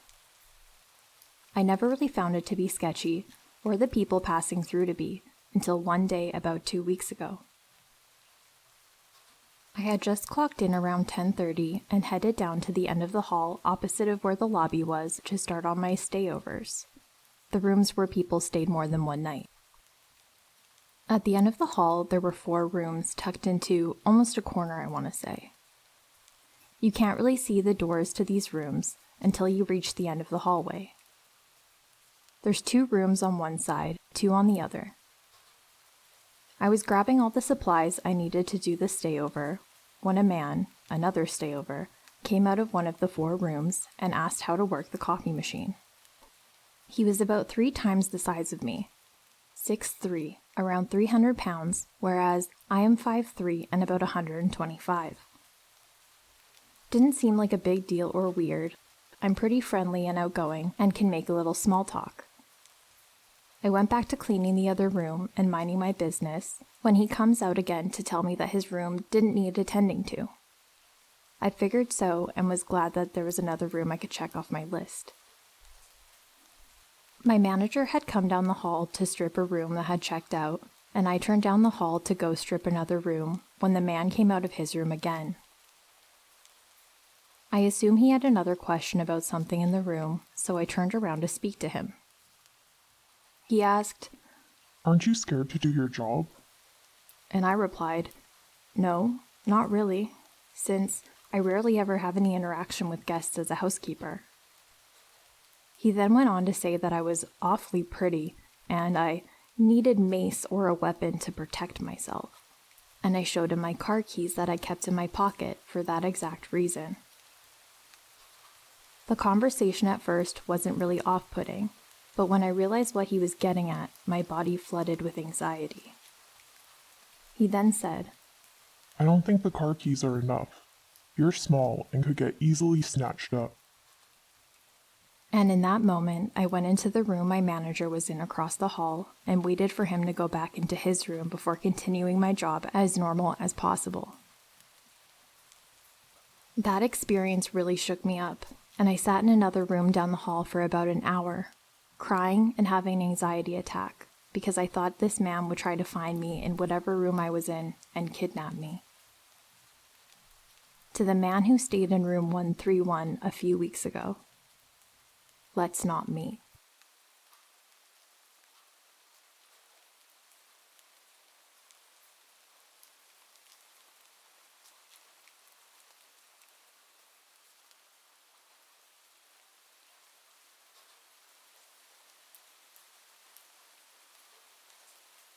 Hey, I would like to start off by saying that I absolutely love this subreddit. This is my first post ever, so I'm so sorry if it's long. I was really inspired to share my story here after seeing so many similar ones, even if mine in no way compares to what happens to some. I'll first give a little backstory to my living situation. I was about 10, possibly 11, when my mom found a job working as a live-in manager to a quaint little motel at the end of my town. She took the job, we packed up, and left my childhood home. When we first moved in, it was a disaster. Holes everywhere. Certain parts of the house smelled horrible. We later learned this was because the old manager, Steve, was a druggie, and his wife was making and dealing meth out of there. A couple months into living there, we had sort of fixed up the place and made it livable. At this point, my mom was working full-time at the desk. We had mostly stayed towards the back of the house because of the odd setup. The way the front desk where you check in is laid out was basically in our living room. It was a tiny, cramped room with just the desk on the side and a door on the other, which led to our living room.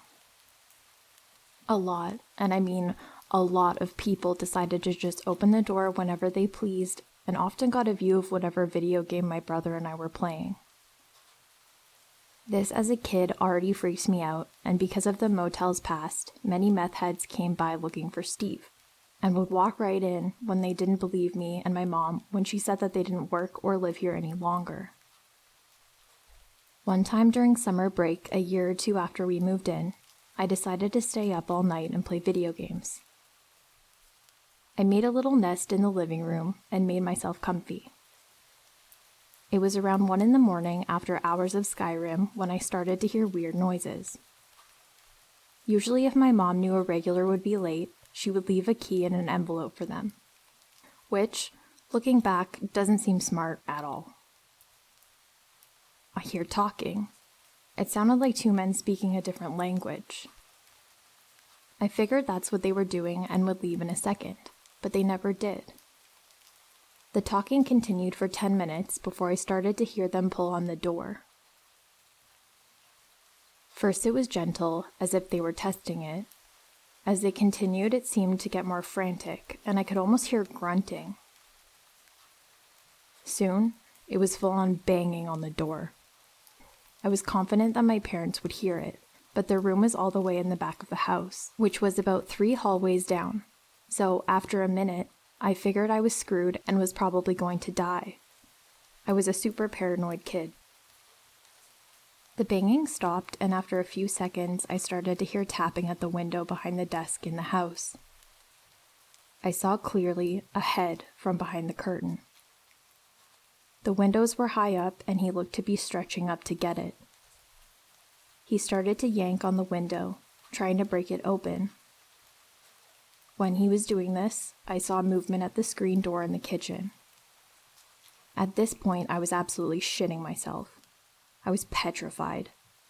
I'm guessing the guy who was at the desk door had now circled around to the screen door while his buddy was prying at the window. He jiggled the doorknob back and forth, and after a second resuming what he was doing earlier, and now banging on that door full force. For some reason, through my fear, I decided to try and be a ninja. To up my sneak level, of course, and army crawl into the little office part connected to the desk. There was a key drop-off where people could just shove their keys into when they checked out that was basically just a hole in the wall. I popped up, all while they were still banging on the door, and grabbed a pencil to lift up the flap. I don't know what I expected to see. They were clearly at the side of the house, but I just had a horrible feeling, like I was being surrounded. Turns out I was right. When I lifted it, I saw 2 more men standing at the door, hands in their pockets. I immediately closed it and almost cried. During this, I failed to notice the hallway light turn on, and my parents emerged, looking very distraught. As soon as my dad turned on the kitchen light and shouted, "What the fuck?" all the noise stopped and the guys took off running. I could hear one of them shout something and then nothing, just complete silence. After I told my parents what happened the best I could through hysterics, they called the police. The police showed up about an hour later and took the report. It didn't seem like this happened to anyone else in the town, but they seemed to think it was some Mexican workers who came up for the hops farms and maybe didn't understand that we were closed. I don't know. It seems like they were just kind of race blaming, but I never really got an explanation of that night. All I know is that they didn't seem friendly, and I don't know what they would have done if they got in. So, to those 4 mystery men outside my house, let's not meet.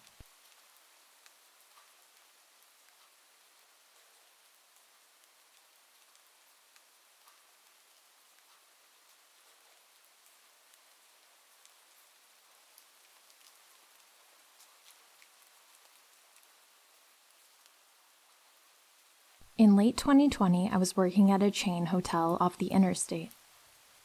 I won't say which hotel, but it is a major brand. I was training a coworker for the night audit shift. She and I are both female mid-20s. Around 3 a.m., after all the paperwork for the day was done, I decided to show her the different room types, starting with the largest suite up on the 3rd floor. Upon arriving on the 3rd floor, we got off the elevator, started walking down the hall, and noticed a man who was sweating profusely just standing in the doorway of his room. He definitely seemed intoxicated at the least. We walked by him, greeting him, as one does, and get no response. The fear was suddenly palpable.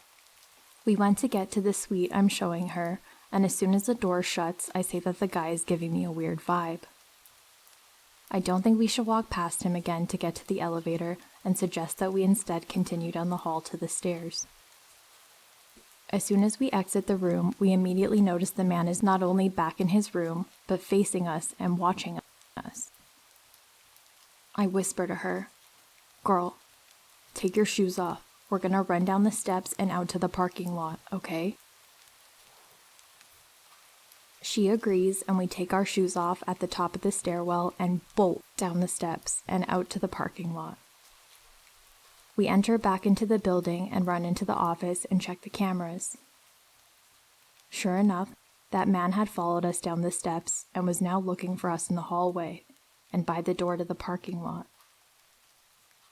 We check the reservation tied to the room number so I can inform my manager and tell them to place the person on the do not rent list.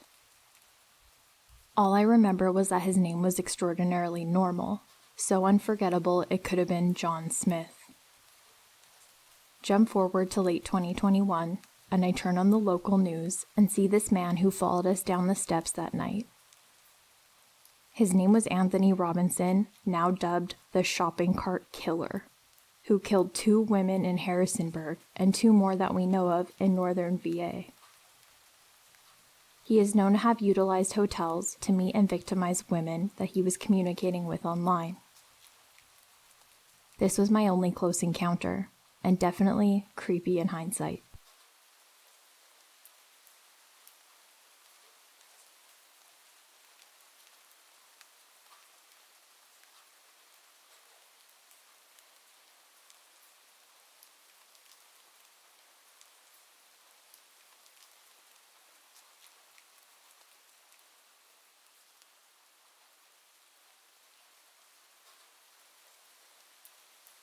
I'm a female 21.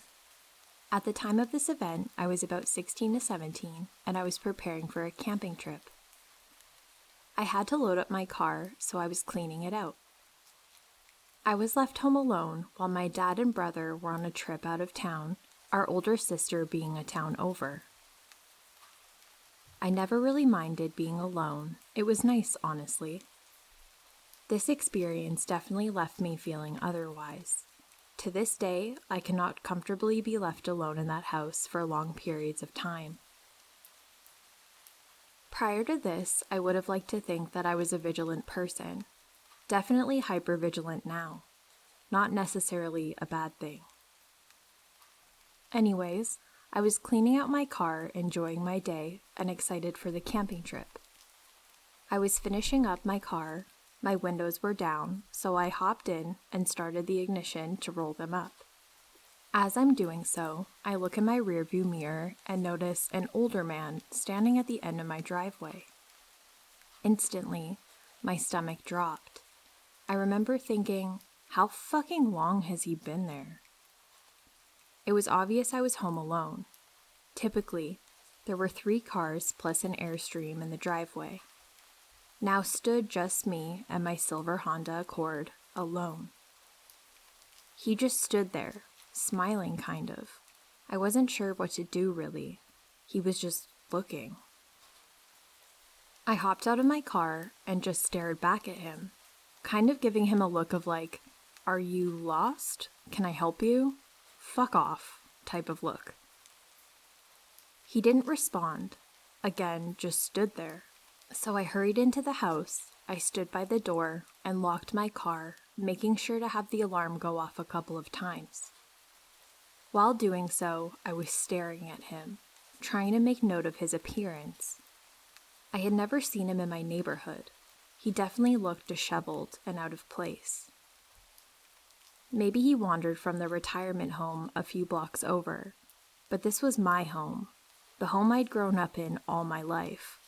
I felt unnerved by this man's demeanor. I live in a nice neighborhood. I never thought something like this would happen to me. Again, I actively try to be vigilant and aware of what's going on around me, but this just shows that you could be doing everything right and this still could happen to you.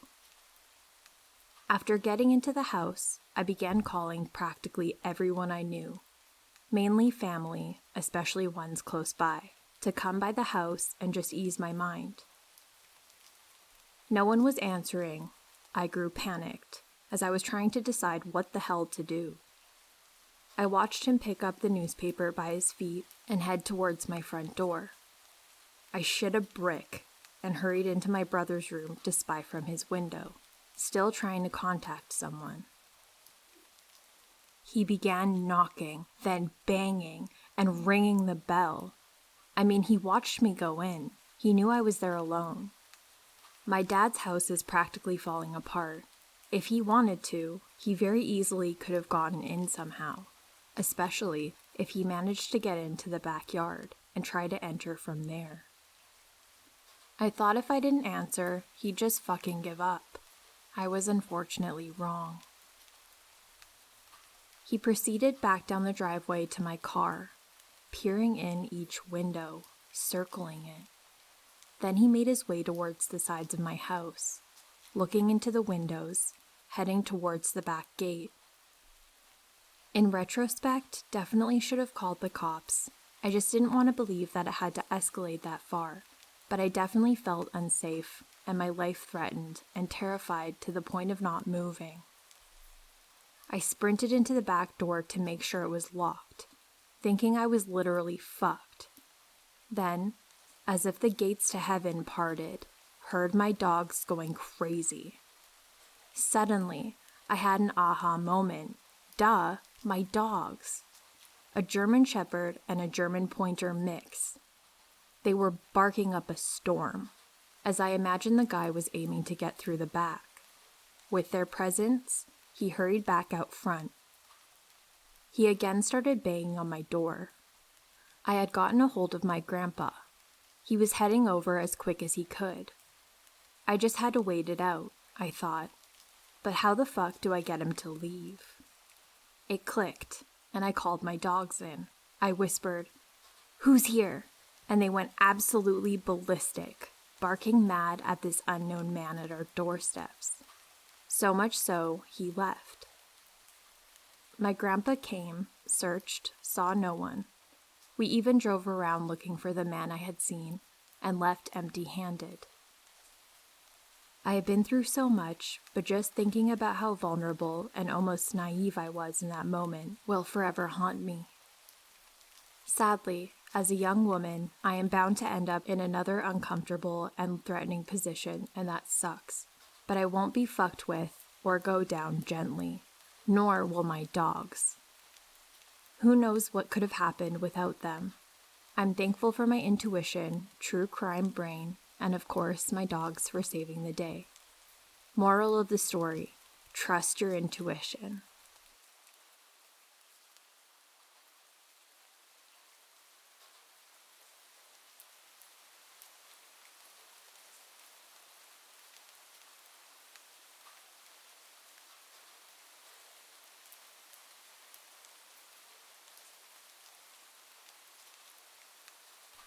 This just happened about 15 minutes ago, and was one of the weirdest encounters I've ever had. My family and I, a 22-year-old female, were sitting in our living room watching TV after dinner. All of a sudden, there's an unexpected knock at the front door. I go to open it, and there are 3 young teens, sophomores in high school, that I don't know. They tell me that a few guys are following them, and they needed to look like they knew someone.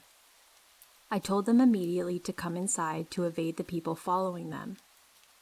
The teens told me that it was 3 younger boys, probably about 8th grade, that had been following them as they walked about a mile from a gas station nearby to my neighborhood. I went outside to try to see if I saw the boys, and sure enough, they were just down the street. When I stepped outside, they yelled, "Lacey, is that you?" I didn't answer, but went inside and asked if one of the girls seeking refuge were named Lacey. None were. My dad then went outside to tell the boys to move along, and they got super mouthy and rude. Eventually, they went up the street and out of sight. However, they came back down a few minutes later. So I opened the door and yelled for them to leave, but they argued with me and wouldn't go anywhere. My dad went back outside, and a neighbor heard the yelling and came to see what was happening. With the threat of 2 grown men, the boys finally left, not without some lip though.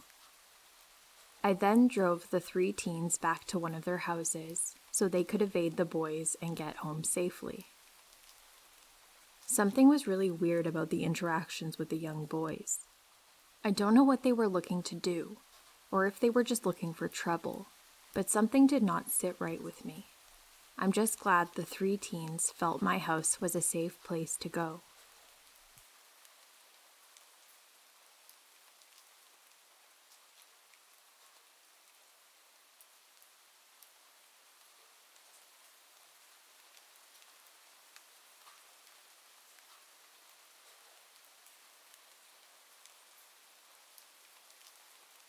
This incident takes place in Australia.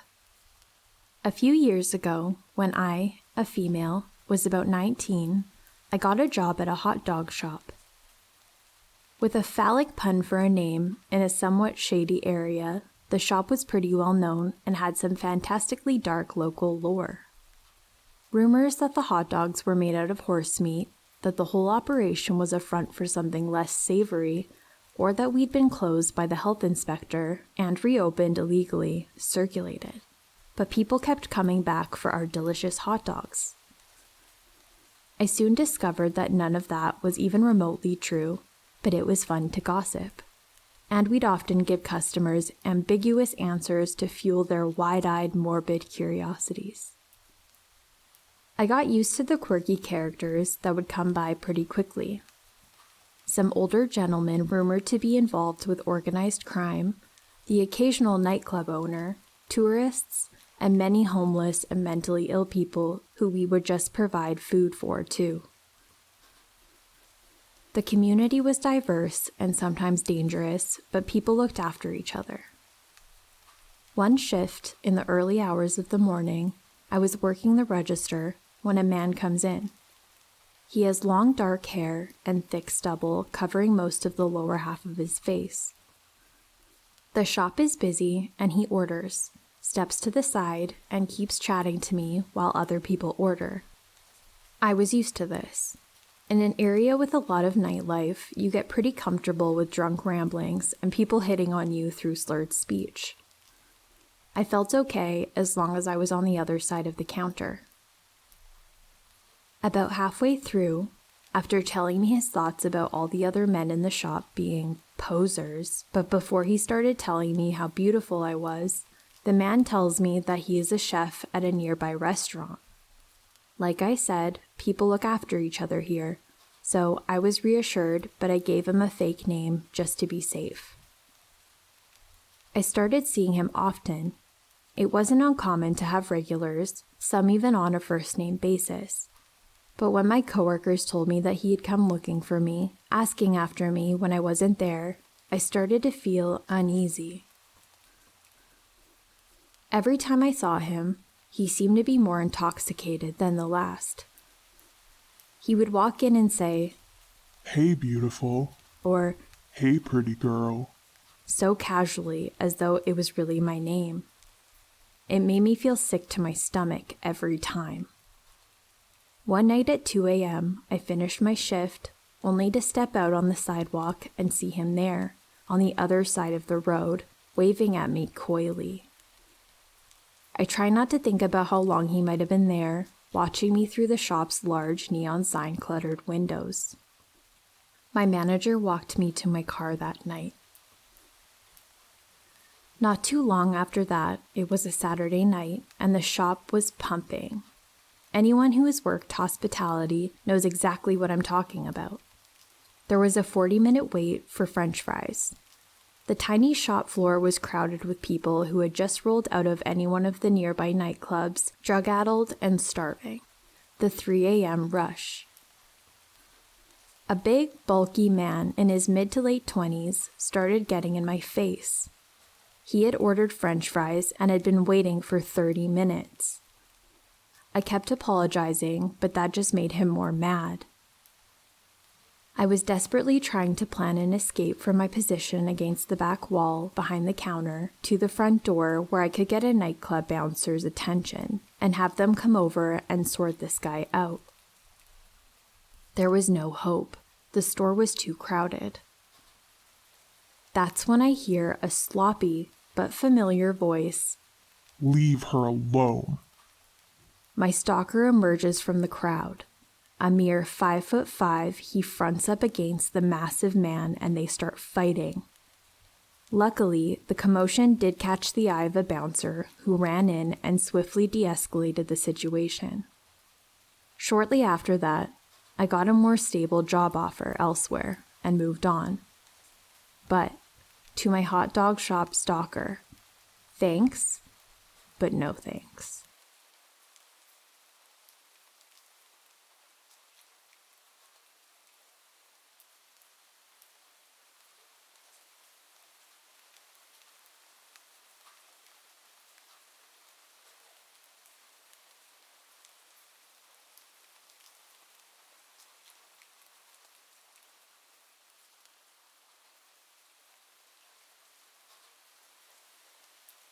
This is one of the biggest personal glitches that I've ever had. I work in the admitting department of my local hospital, and I also help the business office with miscellaneous billing duties. One of the things I do is keep track of obituaries. When someone's obituary appears in the newspaper, I check to see if they still owe the hospital money. If they do, I clip the obituary, fill out a form, and then keep track of how their insurance pays and whatnot. A few years ago, I've worked there 20+ years. One of my coworkers in the dietary department retired and passed away soon after. I know because I processed her obituary. This coworker's daughter was really good friends with my cousin, so the daughter was even over at my cousin's house the day after my coworker's funeral. They had a big wake for her mother and everything. Today, as I'm working ER registration, the daughter comes in and says that her mother is in the ER. I was brought up short. I thought, what? I didn't say anything for a moment, so my office mate had to step in for me and look up this lady's mother. Sure as shit, it is the woman who died years ago. My office mate lets the daughter back into the ER to see her mom, and I am unable to find the obituary form I filled out.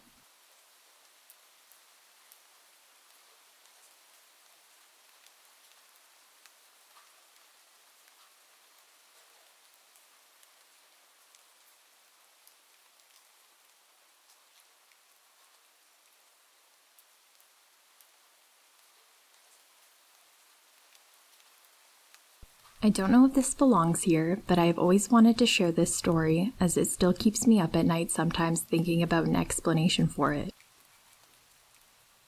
When I was in college, I worked at a sports bar restaurant in Colorado. Before I was able to become a waitress, I had to be a hostess for a month. One Saturday, we got pretty busy because there was a local baseball game happening. I was seating people pretty frequently throughout the afternoon. Towards the end of the lunch rush, a couple came into the restaurant. I remember commenting on the woman's large turquoise necklace, telling her how pretty it was as I showed them to a table on the back patio, having some useless and polite conversation with them the whole time. I went and got them waters and brought them to the table, told them their server would be with them shortly, then returned to the host stand. About 5 minutes later, the same couple walked into the restaurant and towards the host stand. I was very confused and asked if they needed to be reseated. The lady looked at me, seemingly just as confused as I was, and I noticed her large turquoise necklace again. The man said, 2, please. and I instinctively grabbed 2 menus and told them to follow me, thinking someone was playing a joke on me. I turned the corner to get a view out the back patio where I sat the couple originally, and saw that the table was empty. Per the couple's request to sit outside again, I led them out to the patio and noticed 2 waters and 2 menus sitting on the table already. I didn't know what to do, so I picked everything up and told them that I would get them some new waters. I made my way to the bar to get the waters, and the waitress from the back patio section came up and asked if I was okay. She said that 5 minutes earlier she had saw me walk to the patio holding 2 menus as if I was seating people, but there was nobody there. Then I came back with the waters and put them down as if I was talking to people, but the seats were still empty.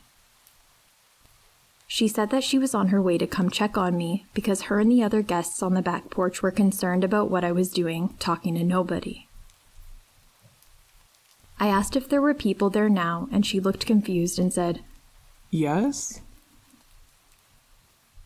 So, from what I can gather, I saw, talked to, and sat these 2 people before they actually came into the restaurant.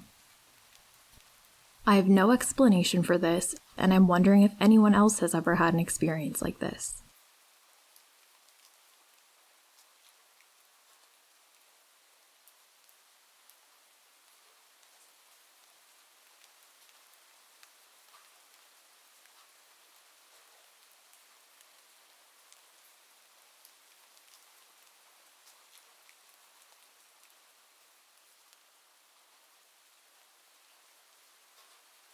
When I was 17 years old, my friends and I had a really fun Saturday.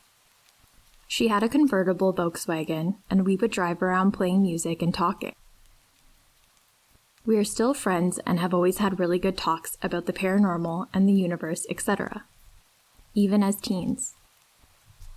I've actually always been intuitive and had paranormal interactions as she has. Anyways, she's ended up coming to my house, and I'm the oldest of 5 kids. My bedroom was actually a breezeway that people would walk through to get to the garage, basement, and laundry room. So, usually if a friend slept over, we slept in the TV room, which had 2 sliding glass doors into the dining room. If you walked through the dining room, you would get to the kitchen. There was a wall, so you couldn't see if anyone was sitting at the kitchen table until you walked in. It was the 90s, so we didn't have cell phones. So, no alarm. And there was a clock that chimed on the hour in that TV room. The clock chimed, and we both woke up on the 2 couches and talked for a few minutes about our Sunday plan. Some of our friends had mentioned wanting to go to the beach, so we figured we would go call them. The clock said 8 a.m. when it chimed. We got up and walked to the kitchen, but no one was awake. 4 small kids and 2 parents just asleep at 8 a.m. wouldn't have made sense. So we look at the clock in there and it says 6:30 a.m. Okay, maybe the clock in the TV room was wrong. We both go and lie back down, talking for a few, and then we decide to go to sleep and wake up and call our friends about the beach later. We wake up this time because my sister comes into the room excited to see my friend. We hear the 2 sliding glass doors open, and she comes in waking us up loudly. So, we trudge into the kitchen, and my mother and father are sitting looking tired, and they say, Sorry they woke you up so early today. And we kept her out as long as we could. She's been up since 5 a.m. I look quickly at the clock, and it's 6:15 a.m. I'm so confused, but then sometimes I have lucid dreams and very vivid dreams, so I assume I dreamt the thing before. We chat for a minute, and I ask my friend if she's ready to call our friends, and she just says, No, I have to go. And she leaves in a hurry. When I call her later to check in, because I thought maybe something happened, she says, You're going to think I'm crazy, but...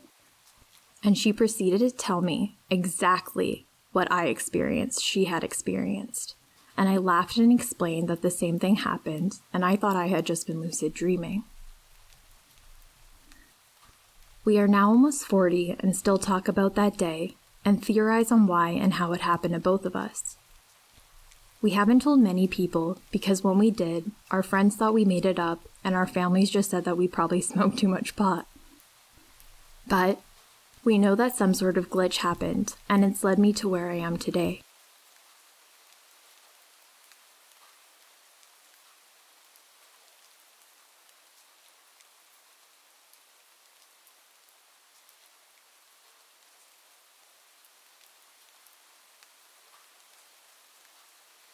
A few years back, I was awake laying in bed. It was a quiet Sunday morning. I'm usually the first one awake in my house on the weekend, married, 3 kids. I remember this so vividly and clearly because we were in the middle of painting our bedroom and had the curtains off and the room was blindingly bright. I was awake in bed for about 10 minutes, just laying there with my wife asleep, thinking of the day ahead, when I heard someone coming up the stairs. Our home is 120 years old, creaky original flooring. I've heard this sound hundreds of times from my room. Typical layout at the top of the stairs, one main hall with all of our bedroom doors branching off, mine being the last one at the end of the hall. I can tell which door in the hall someone is walking to with my eyes closed, and certainly know someone is coming to mine because I'm the last door. Oftentimes, my children go downstairs for water early, and I assumed that this was the case. I heard the steps coming up the stairs, and once they reached the top, I could tell that they were coming to my room. So, laying still, I turned my head to greet what I thought was one of my kids. What happened next is burned into my memory forever. A small head peered around the doorframe and looked directly at me, maybe 3.5 feet from the floor. All I see is what looks like a boy with almost black hair, a disheveled bowl cut, white skin, and black rough cut holes for eyes. We were both startled, and it immediately dashed away.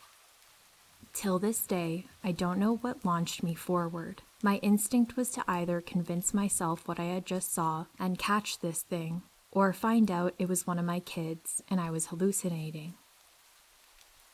It was literally 1.5 seconds between the time I saw it and me leaping to the doorway, looking into the hall.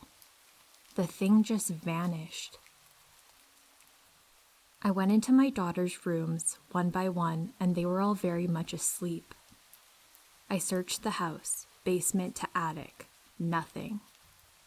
This house has many stories I could share here, but this one was unlike anything myself or my family have ever experienced.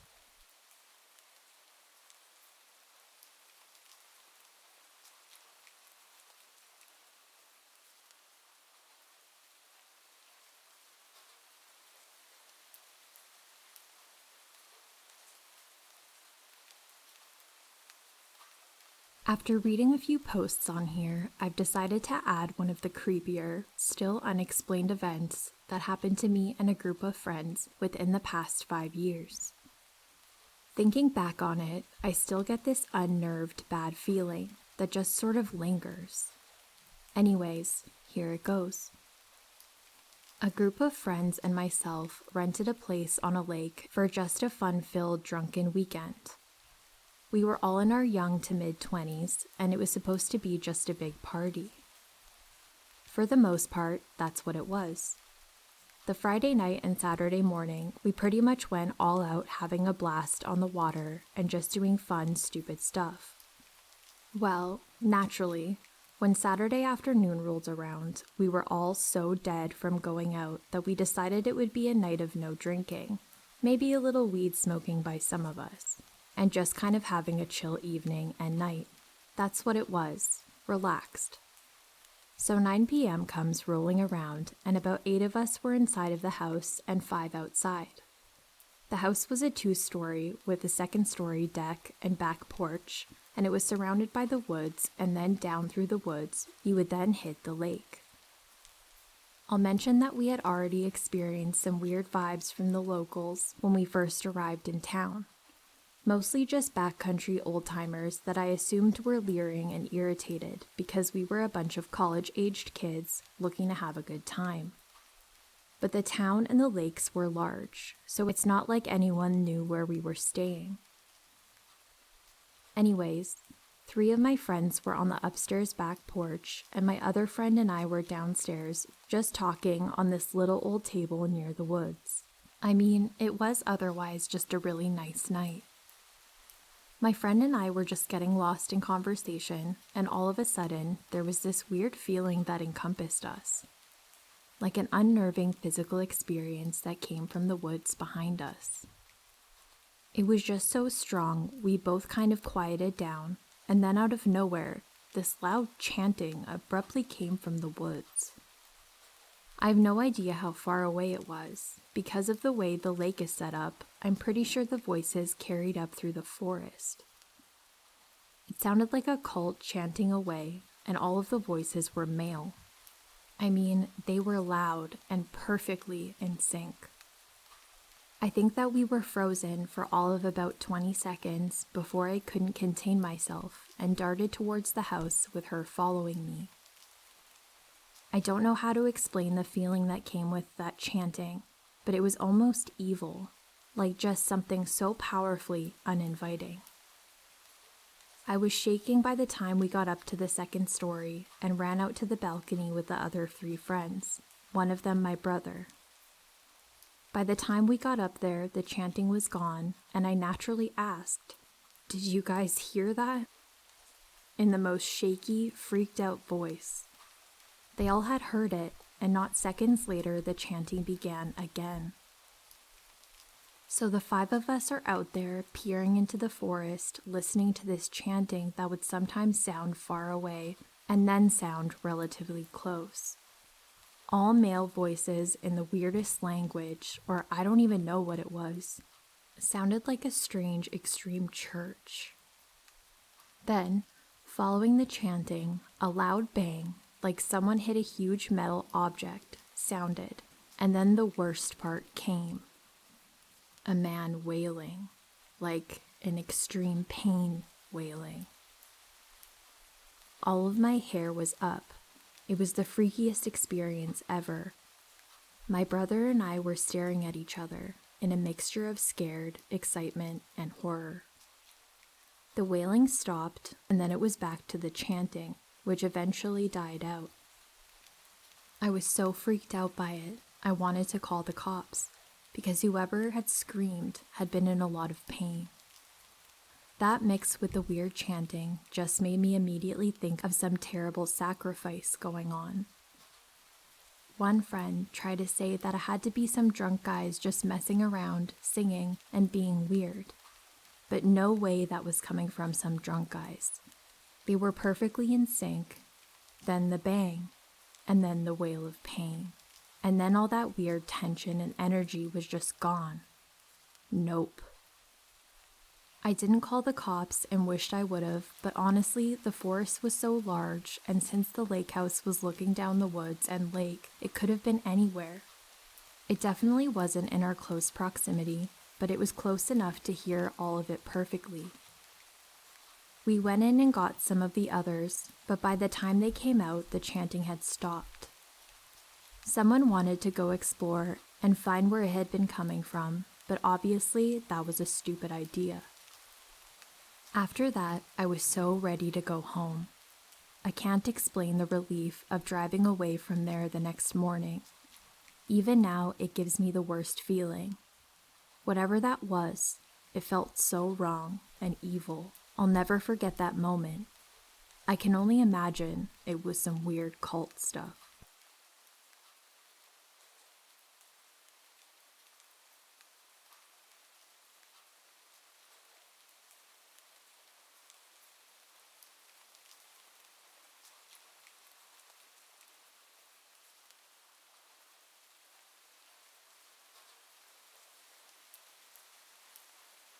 I used to work on the north slope of Alaska in the oil industry. The work we were doing required us to travel far out into the Alaska Petroleum Reserve, which is basically just an untamed tundra wilderness for hundreds of miles.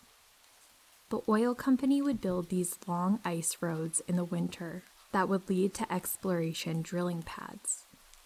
Our job was to go out after they finished the initial drilling and test rock formations for their oil-producing qualities. It was mid-January. The sun hadn't quite come up yet, and when I say the sun hadn't come up, I mean in almost a month and a half. Polar nights are intense.